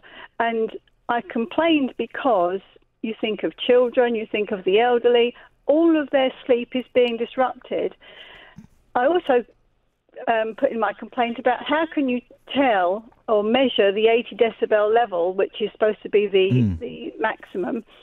And the worst thing is that I find out that Luton Borough Council are the owners of Luton Airport. Oh, yeah, I've got to move on, Linda, but yes, that's well known that Luton Borough Council are involved in the airport and certainly make a lot of money from it. Linda, I've got to move on to our next guest, who's a professor, no less. A smell so bad it made bowlers retch and children cry is still getting up people's noses in Cuffley. They should take Glenda down there. They should all pass Glenda around, have a good sniff on her. Last week, residents described it as the worst smell yet, as the Environment Agency received over 100 complaints. They're now considering taking legal action to put a stop to the stench. Well, Professor Don Davis lives 600 metres away from the site and joins me now. Morning, Don. Good morning. How bad was that smell last week? Atrocious. Your previous caller said that what was being composted was household garden green waste. Is that correct? That's correct. Well, he had certainly dropped a load off there, yes. Well, if it's household garden green waste, our green waste, we're encouraged to put food in, and I'm afraid dog owners put something else in as well. And that would explain the fact that the smell is always of excrement. The guest that we spoke to, thank you for choosing your words delicately, the gentleman that we spoke to said that when he dropped off his load... His load of what? Waste. Yes, well, where does he get this waste from? He said he was collecting it from the local recycling centre and it was garden waste. That he said there was no smell, Don. So is it possible that it comes and goes? He's suffering from acute anosmia, I'm afraid. Hello? Hello? I said he's suffering from acute anosmia. How do you know that the composter is to blame for the smell? Because the Environment Agency said they couldn't definitely confirm it. When I got the smell, whenever we get the smell here, and we've had 28 days of bad smells since the end of June, whenever we get the smell here, I walk towards the composter. And when I get nearer the composter, the smell gets worse. So the obvious conclusion that I make is that the smell is coming from the composter. Okay. What could be done to stop this, Don? Because for those people who do, and it is very serious. The kids aren't allowed to play outside on a hot day, and the bowling club has had to cancel matches. What can actually be done to stop it? Well, they can revoke the permit, which was given for green waste compost, and your caller just now has demonstrated that what's going into the compost is other than green waste, because our brown bins contain food and dog excrement. Do people put dog excrement in the Don? Do people put excrement in the brown bins? Well, I don't, but many dog owners do. Ask around, you'll find that. Do you know what? That's an excellent question. Can we put this, Kath? Can we put this out there? I think it's a really good question. Because I'm considering getting a dog. And when you're out and about and your dog does a whoopsie, you pick it up and there's those red bins in the parks and you put it in there. If a dog does a whoopsie in your back garden, where on earth do you put it? Exactly. Wouldn't you put it down the toilet? I don't think you're allowed to flush dog poo down the toilet. Do you know, Don? I have no idea. Don, I really appreciate your time and your thoughts on this. Professor Don Davis leads us on to a very interesting question. If you're a dog owner and a dog does a poo at your home, where do you put the excrement? Travel news for beds, cards and bugs. BBC Three Counties Radio. It's slow on the A1 bound between junction 8 for Hitchin and 7 for Stevenage, and the M25 has delays anti-clockwise from junction 17 for Maple Cross to 16 for the M40. Also in Denham on the A412 it's very slow between the M40 at Denham and the Seven Hills Road in Ivor Heath.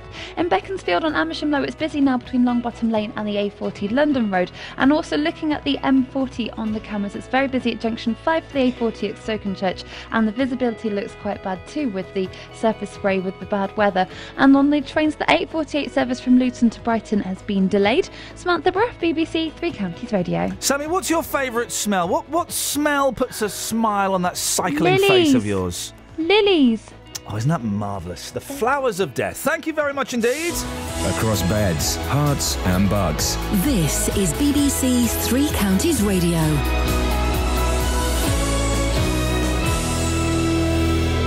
It's 8:30. I'm Lee Agnew. The headlines. London Luton Airport says it wants strict noise levels on planes relaxed.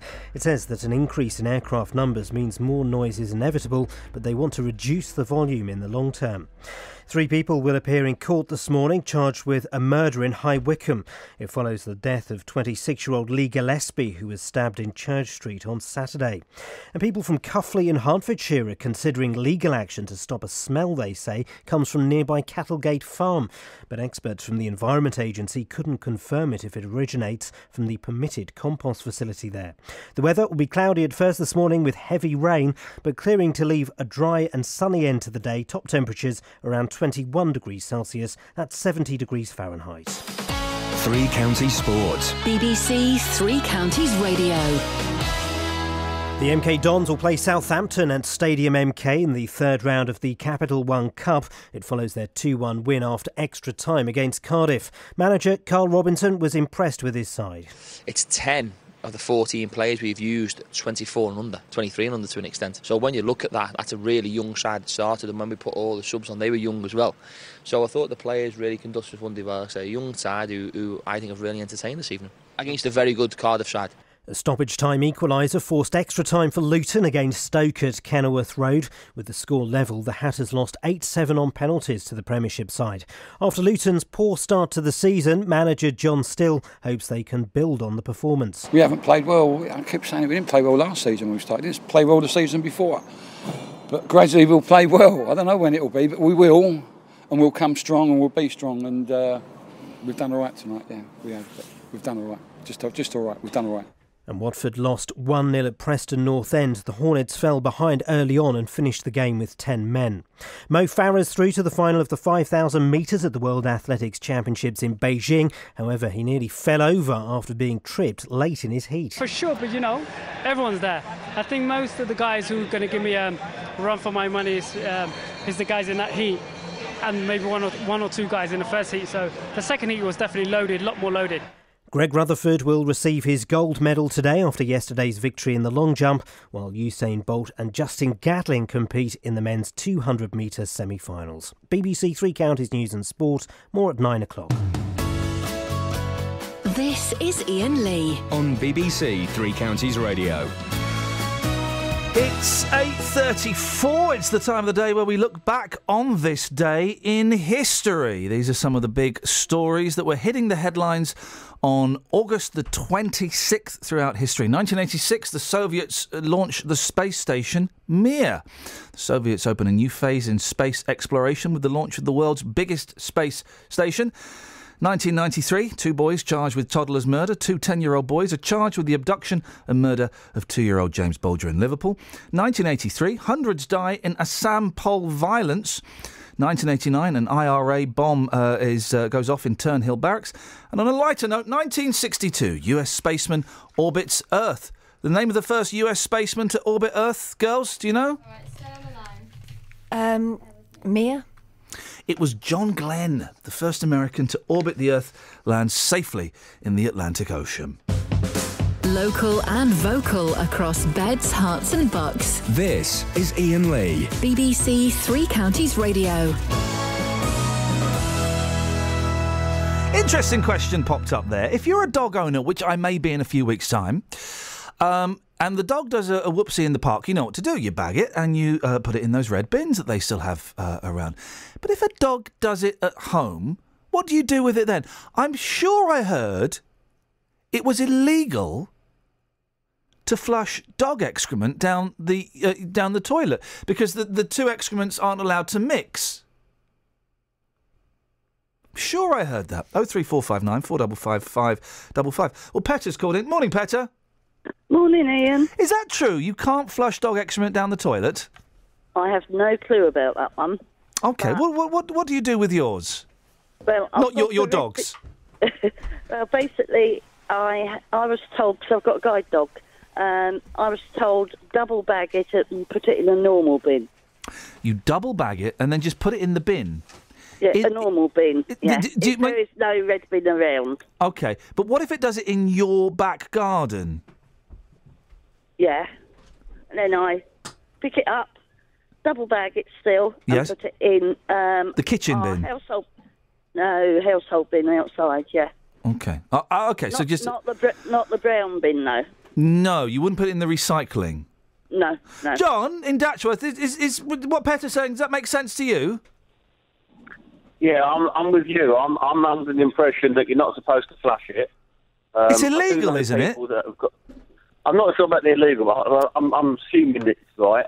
I know people have got manholes in their gardens. I've got one in my garden, but you're not even supposed to. I know you're not supposed to put it down a manhole, which obviously would be the same. I would never consider putting excrement down a manhole. You know, like the waste drains that your toilet would go through. So, I mean, obviously, all you'd be doing there is bypassing the China horse, isn't it? I mean, who in their right mind, after letting their dog do it in the garden, would carry it into the house and put it down the toilet anyway? Petter, you certainly wouldn't put it down your toilet, Petter?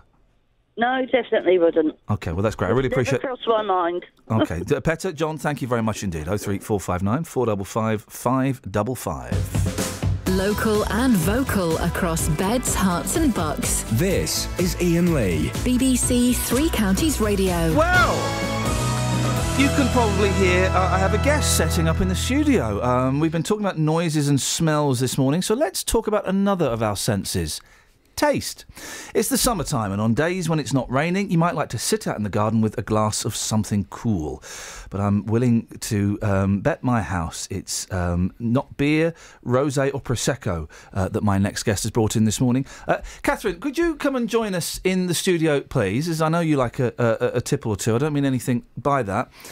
Peter Robinson joins me from Ware Wine and Beer Circle, also the chairman of the National Association of Amateur Wine and Beer Makers. You're a qualified wine and beer judge. How do you judge beer? Well, just drink lots of it. Is it as simple as that? We do have guidelines for judging them. There's a marking scheme where we assess for various things. What kind of things are you looking at for? Obviously taste, texture, Yeah, well, we start colour? off with colour, head and condition for a beer. We're looking at the bouquet, so Mhm. talking about smells, and then the taste is the main factor. What now? Listen, this is why I brought Catherine in, because she likes to drink. I haven't had a drink for almost 11 years. What is considered to be a good head on a beer? Is it kind of a thick head, or is it, because some beers you don't get a head at all? What is considered good head? It depends on the style of beer, actually. Some beers Right. you're looking more for that. It's a fairly sort of tight head, appropriate to the style, and it should last for a while, as opposed to just dissipating very quickly. Now, it's not beer or wine that you've brought in today, is it? No. Well, you asked me to bring mead, so... Mead. Now, mead conjures up images to me, Catherine, of like Henry VIII and of the olden days and people knights dashing around on horses. Is that where it originates from? Well, it goes back a lot further than that, really. I mean, mead is the oldest alcoholic drink, really, because when you think about it, honey has been around naturally for a long time. Yeah. We didn't have sugar, I think, till the 18th century. So what is mead? What's in it? Well, my definition of mead would be it's an alcoholic beverage where most of the fermentable sugar is derived from honey. Okay. But it can have other ingredients in as well, and there are different styles. So we have something called piment, which might have grape juice, cider, which will have apple juice, melomels, which can have other fruits. There's metheglins, which have herbs and spices, or you can have a braggot, which has malt extract and hops. So. I'll have 2 braggots, please. Yeah, I brought some along, actually. Have you? Now, do they sell mead in pubs? If I was to go down to the local Whitbread pub, or would they have it there?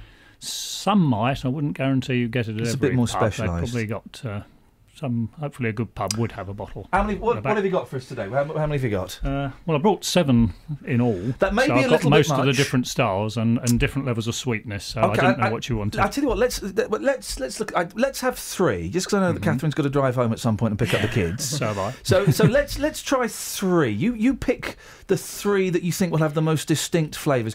Ever had mead before? No, that's one I haven't had before. Oh, look, it's yellow.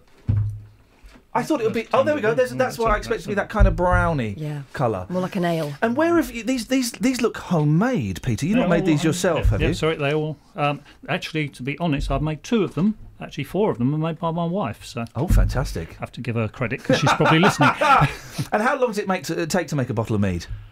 It doesn't take long to make it. It's actually very easy to make. However, you do need to mature it for a while. Mead is a drink that benefits from being left at least a year and probably longer. In fact, most of these are probably about at least 3 years old. Okay, well, let's go for 3. And what's the first one that Catherine's going to try? Try metheglin. Well, I don't want to drink alone. You're going to join me, aren't you, Peter? Oh, I'll have some, yes. Excellent. Don't worry. I think Peter. Yeah, you try and stop him. Okay. What's this jug for? Am I supposed to? Well, if you've got some left over in your glass and you want to. All right, there won't be any. Get something else so you don't mix them out. Okay, Catherine. Swig away. Oh. What is it? Now you've recoiled from that wine. Tell me what it smells like. It smells. It's not a beery smell. It's a kind of really sweet smell. Probably a meady smell. Yeah, it's a bit like. All right. Well, it smells a bit kind of brandy-ish to me. Okay, well, Peter's gone in there. He's not even messing around. He's in. It tastes a bit like sherry, doesn't it? Yeah, I suppose actually that's not. What is this one, Peter? What have we got here? So this is a metheglin. This is about medium dry, so Yeah. it's on the drier end. And this has got coriander, cloves, cinnamon, and allspice in. Oh, Christmassy. I was going to say it sounds very wintry. Yeah, you could have this sort of thing mulled. I think they used to do that quite a lot. These style was very popular in Elizabethan times. Can I sniff your rim? Yes. Because I'm not going to drink it. Oh, that's got. That's got You a very can strong smell that smells the nice. spices. Yeah. Yeah, that smells really nice. This is really nice. Yeah. Catherine, what do you make of it? I could drink that. What do you normally drink? As I know you drink quite a bit. What do you normally like to drink? I like red wine-wise. I think Merlot's an easy drinker, isn't it? I find it easy. Oh, white wine. I mean, I'm not fussy. Stop looking at me like that. You're making out that I'm a massive boozer. Are you drunk already? How strong is this stuff, Peter? Well, again, it can vary. Mead comes out probably between 12 and 15%. So it's very similar to a wine, but it can be. This is probably a fairly strong one. Okay, let's move on to mead number 2. What are you selecting for us now? By the way, if you've got any mead stories, 03459 455 555. I mean, I say I haven't had a drink for a long time, but boy oh boy, that stuff is pungent. I'm getting a contact high. Where are we going now, Peter? Let's just try an order. Let's go for something a bit sweeter. Don't you like things sweet? Not necessarily, no. I'm more of a dry white wine type person. Very dry woman. Sweet one. Again, I'm not fussy, though, so let's have a go. Oh, yeah, so that doesn't smell as... Yeah, this doesn't smell as sherry-like, does it? This is just honey, you see, so this is just a straight mead. All right. So it hasn't got those additions. Okay, Kath, go on. You're sniffing Let's have a go. Okay, she's drinking it. Peter's drinking it. Oh, blimey. She's saying, oh, blimey. Yeah, that's a bit cough medicine-y to me. I've got a bit of a sore throat, actually. It could help. And I guess this kind of stuff could help. They often say if you've got a sore throat, then have a bit of whiskey. But this could probably do the job. I mean, that again is one of the traditions of mead. You know, it was used. It was medicinal for medicinal purposes, Isn't and that often funny? with the herbs and spices. Isn't that funny? I suppose so, because it's got all those things in the honey and the herbs and the spices. So just describe what is in this one. This is just the honey. Yeah, this would be just straight honey. Can I sniff your rim again? Yeah, that's a lot easier to drink, I would imagine. Yeah, the smell is less obtrusive. You know, it's a lot softer. Yeah. When would you have mead, Peter? Do you have it for a meal? Do you have it after a hard day at work? Would you have it for lunch? When's the best probably time? I think we term it a social drink. So Right. it's not something you'd have a whole bottle of with your dinner. It's not We're going geared to up to crack that. open the mead this evening. Yeah. Come on, finish the bottle off. So socially, just a glass in the evening while you're relaxing. Maybe the sweeter one you could have after dinner. Listen, Peter, I have to go to the travel. Can you stick around for a few more minutes? Yep, I want to get that certainly. third one. I want to find out a little bit more about you and your wife making this. It's BBC Three Counties Radio. I'm Iain Leeds. 8:45. If I just click this button here, we should have Sammy Bruff with the travel. Travel news for beds, cards and bugs. BBC Three Counties Radio.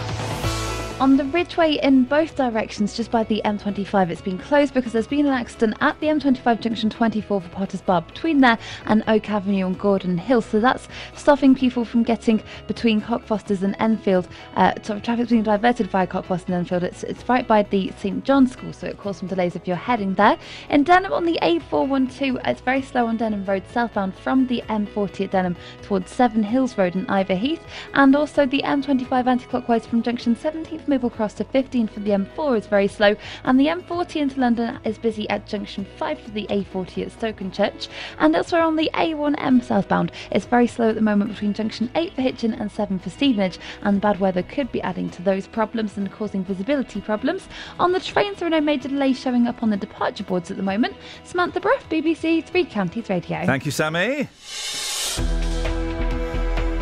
Where are we? 8:46, Wednesday the 26th of August. You don't want to go anywhere today. It's absolutely awful out there. These are your headlines on BBC Three Counties Radio. Luton Airport is asking for the rules on noise levels from its planes to be relaxed to allow for expansion. 3 people will appear in court this morning, charged with murdering a 26-year-old man in Wickham, and residents of Cuffley are accusing a nearby farm of creating a noxious smell that's making them feel sick. Well, the smell in the studio this morning is absolutely delightful. Kath's mead tasting. We'll have some more of that after we get the weather.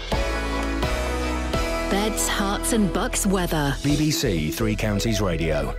Good morning. We've got a rather wet and windy, at least morning, on the cards today. We've got some heavy rain, and the Met Office has a yellow weather warning in place for this heavy rain. It's working its way through Buckinghamshire at the moment, parts of Bedfordshire, but West Herts isn't going to get away with it either. It is pushing eastwards the whole time.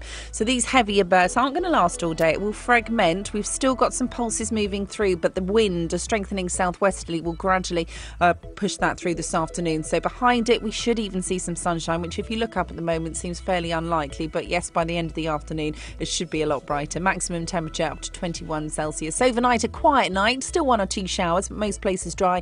Minimum temperature 11 Celsius. A quieter day for Thursday as well. Some sunny spells, the breeze a lot lighter, maybe 1 or 2 showers tomorrow afternoon, but they're hit and miss. Not everywhere's going to get them.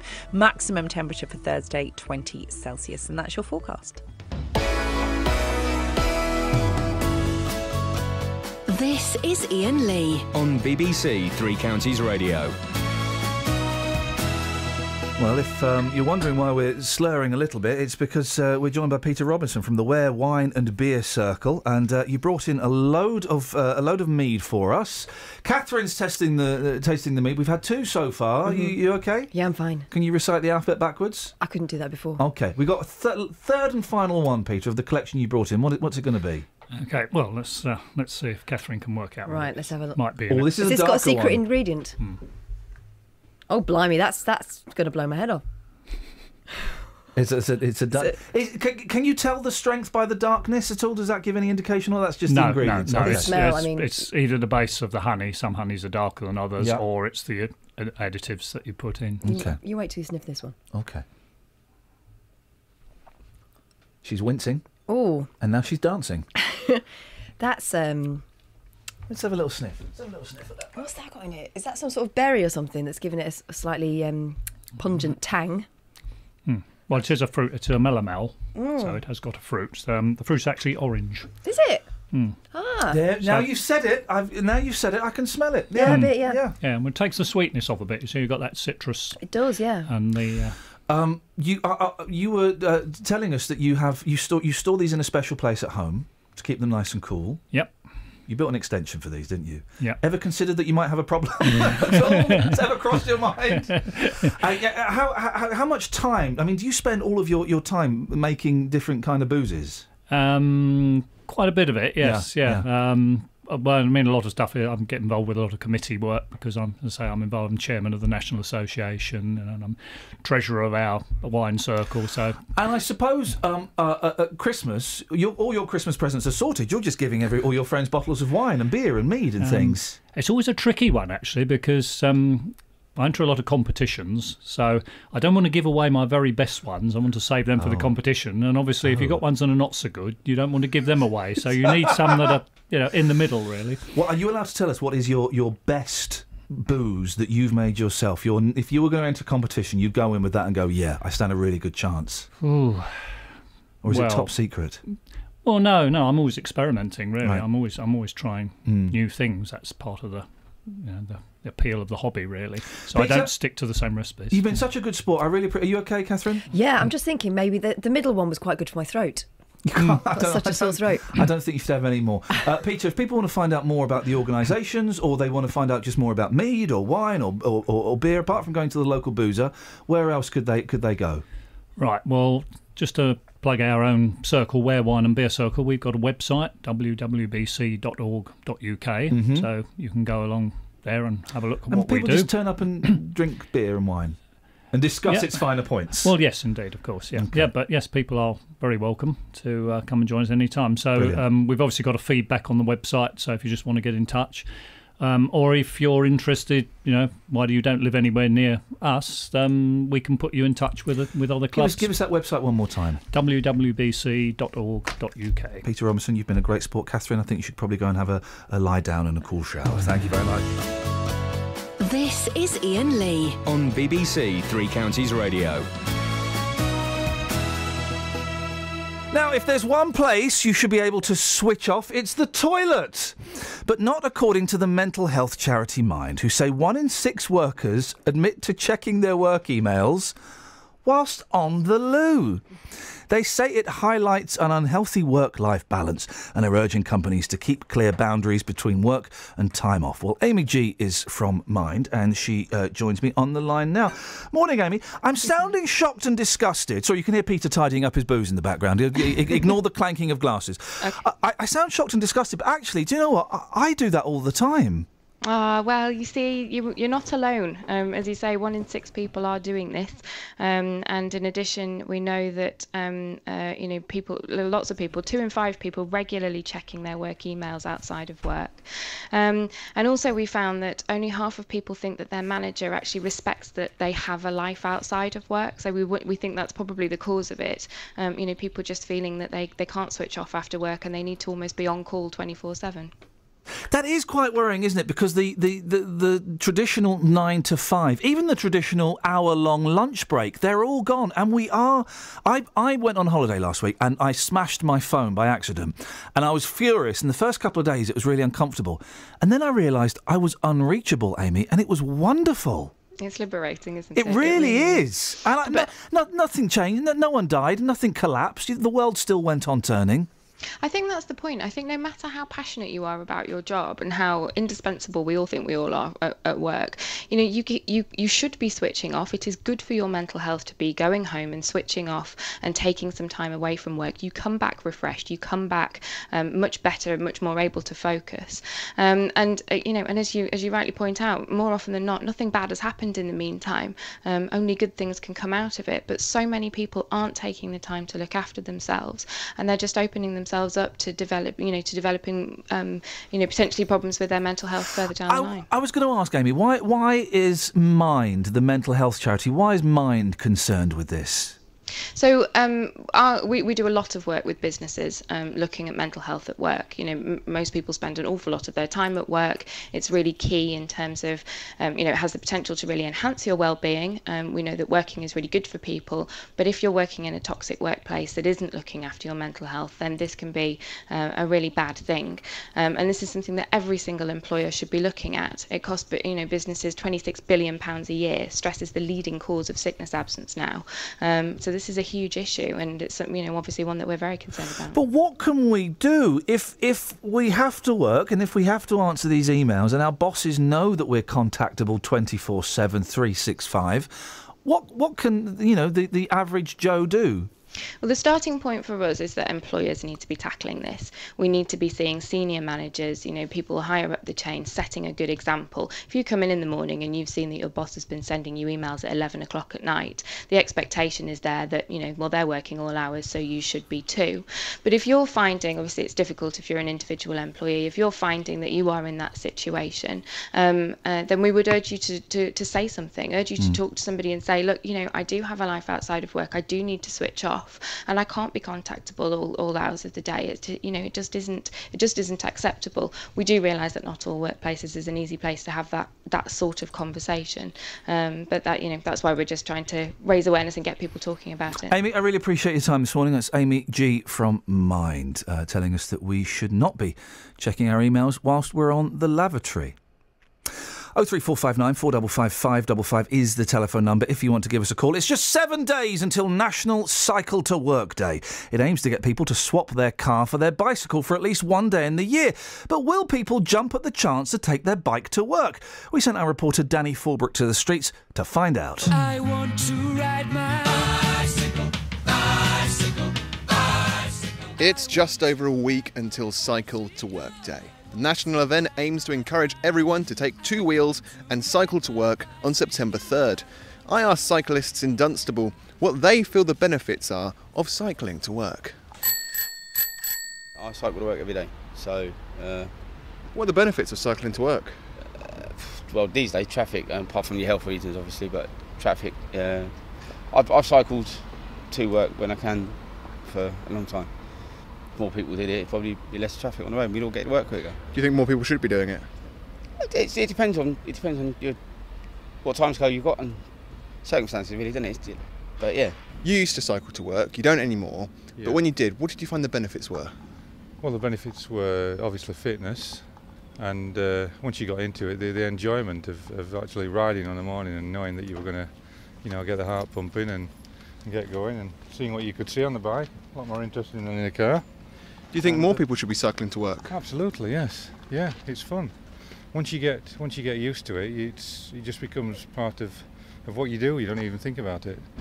But what about motorists? Are they prepared to abandon their cars in favour of a bicycle? Would you give up your car to cycle to work? Yes, I would, yeah. Why is that? Because cycling's fun, and also getting fit is pretty crucial. And driving's boring. No, because I work quite far away. No, I work quite far away. So, yeah, if it was nearer where I needed to go to, then yeah. But I work as a support worker, so I need my car because we go out and about. I live quite far away from work, so probably not. So you kind of rely on your car? Yeah, that's true. I live in Australia, mate, so no. Well, how far is work from you? Good half an hour. Yeah. Long way. 40 degrees, you soon melt on that push bike. Then you've got to do a whole shift whilst you're there, sweating like a piglet. Can't be done, mate. Need the old good old air conditioning in the car. What about in this country? Do you think it's a thing that can be done? Absolutely. Just to keep warm, mate. It's freezing, it's summertime. Eh? I want to ride my bicycle. I want to ride it where I like. Travel news for beds, cards and bugs. BBC Three Counties Radio. On the Ridgeway, it's been partially blocked in both directions by an accident between the M25 junction 24 for Potters Bar and Gordon Hill at Oak Avenue, so that's near St John's School. In Denham on the A412 Denham Road, it's very busy between the M40 at Denham and Seven Hills Road in Ivor Heath. And just having a look at the M25 anti-clockwise, it's very slow from junction 17 for Maple Cross to 15 for the M4, and the M40 is slow too from around junction 5 for the A40 at Stokenchurch, and the A1M has delays southbound between junction 8 for Hitchin and 7 for Stevenage. In Stoke Hammond, we've just had reports that it's very slow northbound between Stoke Road at Linsdale and Drayton Road at Water Eaton. And looking at the train departure boards, there are no major delays showing up at the moment. Samantha Bruff, BBC Three Counties Radio. Thank you, Sammy. Thanks to everyone who took part on the show. Thank you, girls. Excellent production work. On tomorrow's show, we're speaking to Michael Alderson and Gillian Bailey, stars of the Double Deckers, no less. And should we bring back hanging? Now, it's JVS. And vocal across beds, hearts and bucks. This is BBC Three Counties Radio. Excellent show. Thank you, Iain. Good morning. Welcome to the JVS show. I'm Jonathan Vernon Smith. It's Wednesday, it's 9 o'clock, it's raining, but never mind. Coming up on today's Big Phone In, I want to know from you, do women-only train carriages sound a good idea? Jeremy Corbyn has said he'd consider women-only rail carriages to help reduce assaults on public transport. Mr Corbyn says he'll consult women on the suggestion. It comes after figures from British Transport Police suggest sex offences on trains and at stations have risen by 25% to record levels. But Conservative MP Sarah Wollaston has said that the women-only carriages proposal wouldn't actually protect anyone. Well, this morning I want to hear your response to this. Do women-only train carriages sound a good idea to you? Here's my telephone number for your call. It's 03459 455 555. This is the JVS show on BBC Three Counties Radio. I'll take your call in just a second, but first let's get the latest BBC News at 9 o'clock. Here's Lee Agnew. London Luton Airport says it wants strict noise levels on its planes relaxed. It says that an increase in aircraft numbers means more noise is inevitable. But Andrew Lambourne from Hertfordshire against Luton expansion says a compromise can be reached. They have to incentivise the use of quieter aircraft, but obviously being practical, you can't just change your entire fleet overnight. So what they should do is drive the airlines towards the use of quieter aircraft by showing that that would make sense to them. 3 people have been charged in connection with a murder in High Wycombe. It follows the death of 26-year-old Lee Gillespie in Church Street on Saturday. They'll appear at High Wycombe Magistrates Court this morning. A charity says that up to 250,000 children and mentally vulnerable adults are being deprived of the support of an appropriate adult while in police custody. The National Appropriate Adult Network says it puts them at risk of miscarriages of justice. Its chief executive, Chris Barth, says that in many areas there are too few people trained to do the job. It looks like around a quarter to a fifth of people flowing through police custody are actually mentally vulnerable, and the police seem to be identifying about 3%, so we need the police to do better at that. The government is putting in place investment in identification of mental vulnerability. Our big concern is what happens if there are no appropriate adult services once you've identified those people. A drunken man who drove at his wife and knocked her to the ground at a traveller's site in Bedfordshire has been jailed for 18 months. Kimberly Smith tried to stop Billy Joe Smith driving off when she saw he had alcohol in the car at Chimney Corner in Kempston Hardwick. The judge at Luton Crown Court told the 26-year-old he was lucky his ex-partner hadn't been more seriously injured. People from Cuffley in Hertfordshire are considering legal action to stop a smell they say is coming from nearby Cattlegate Farm. Experts from the Environment Agency couldn't confirm the odour comes from a permitted compost facility there.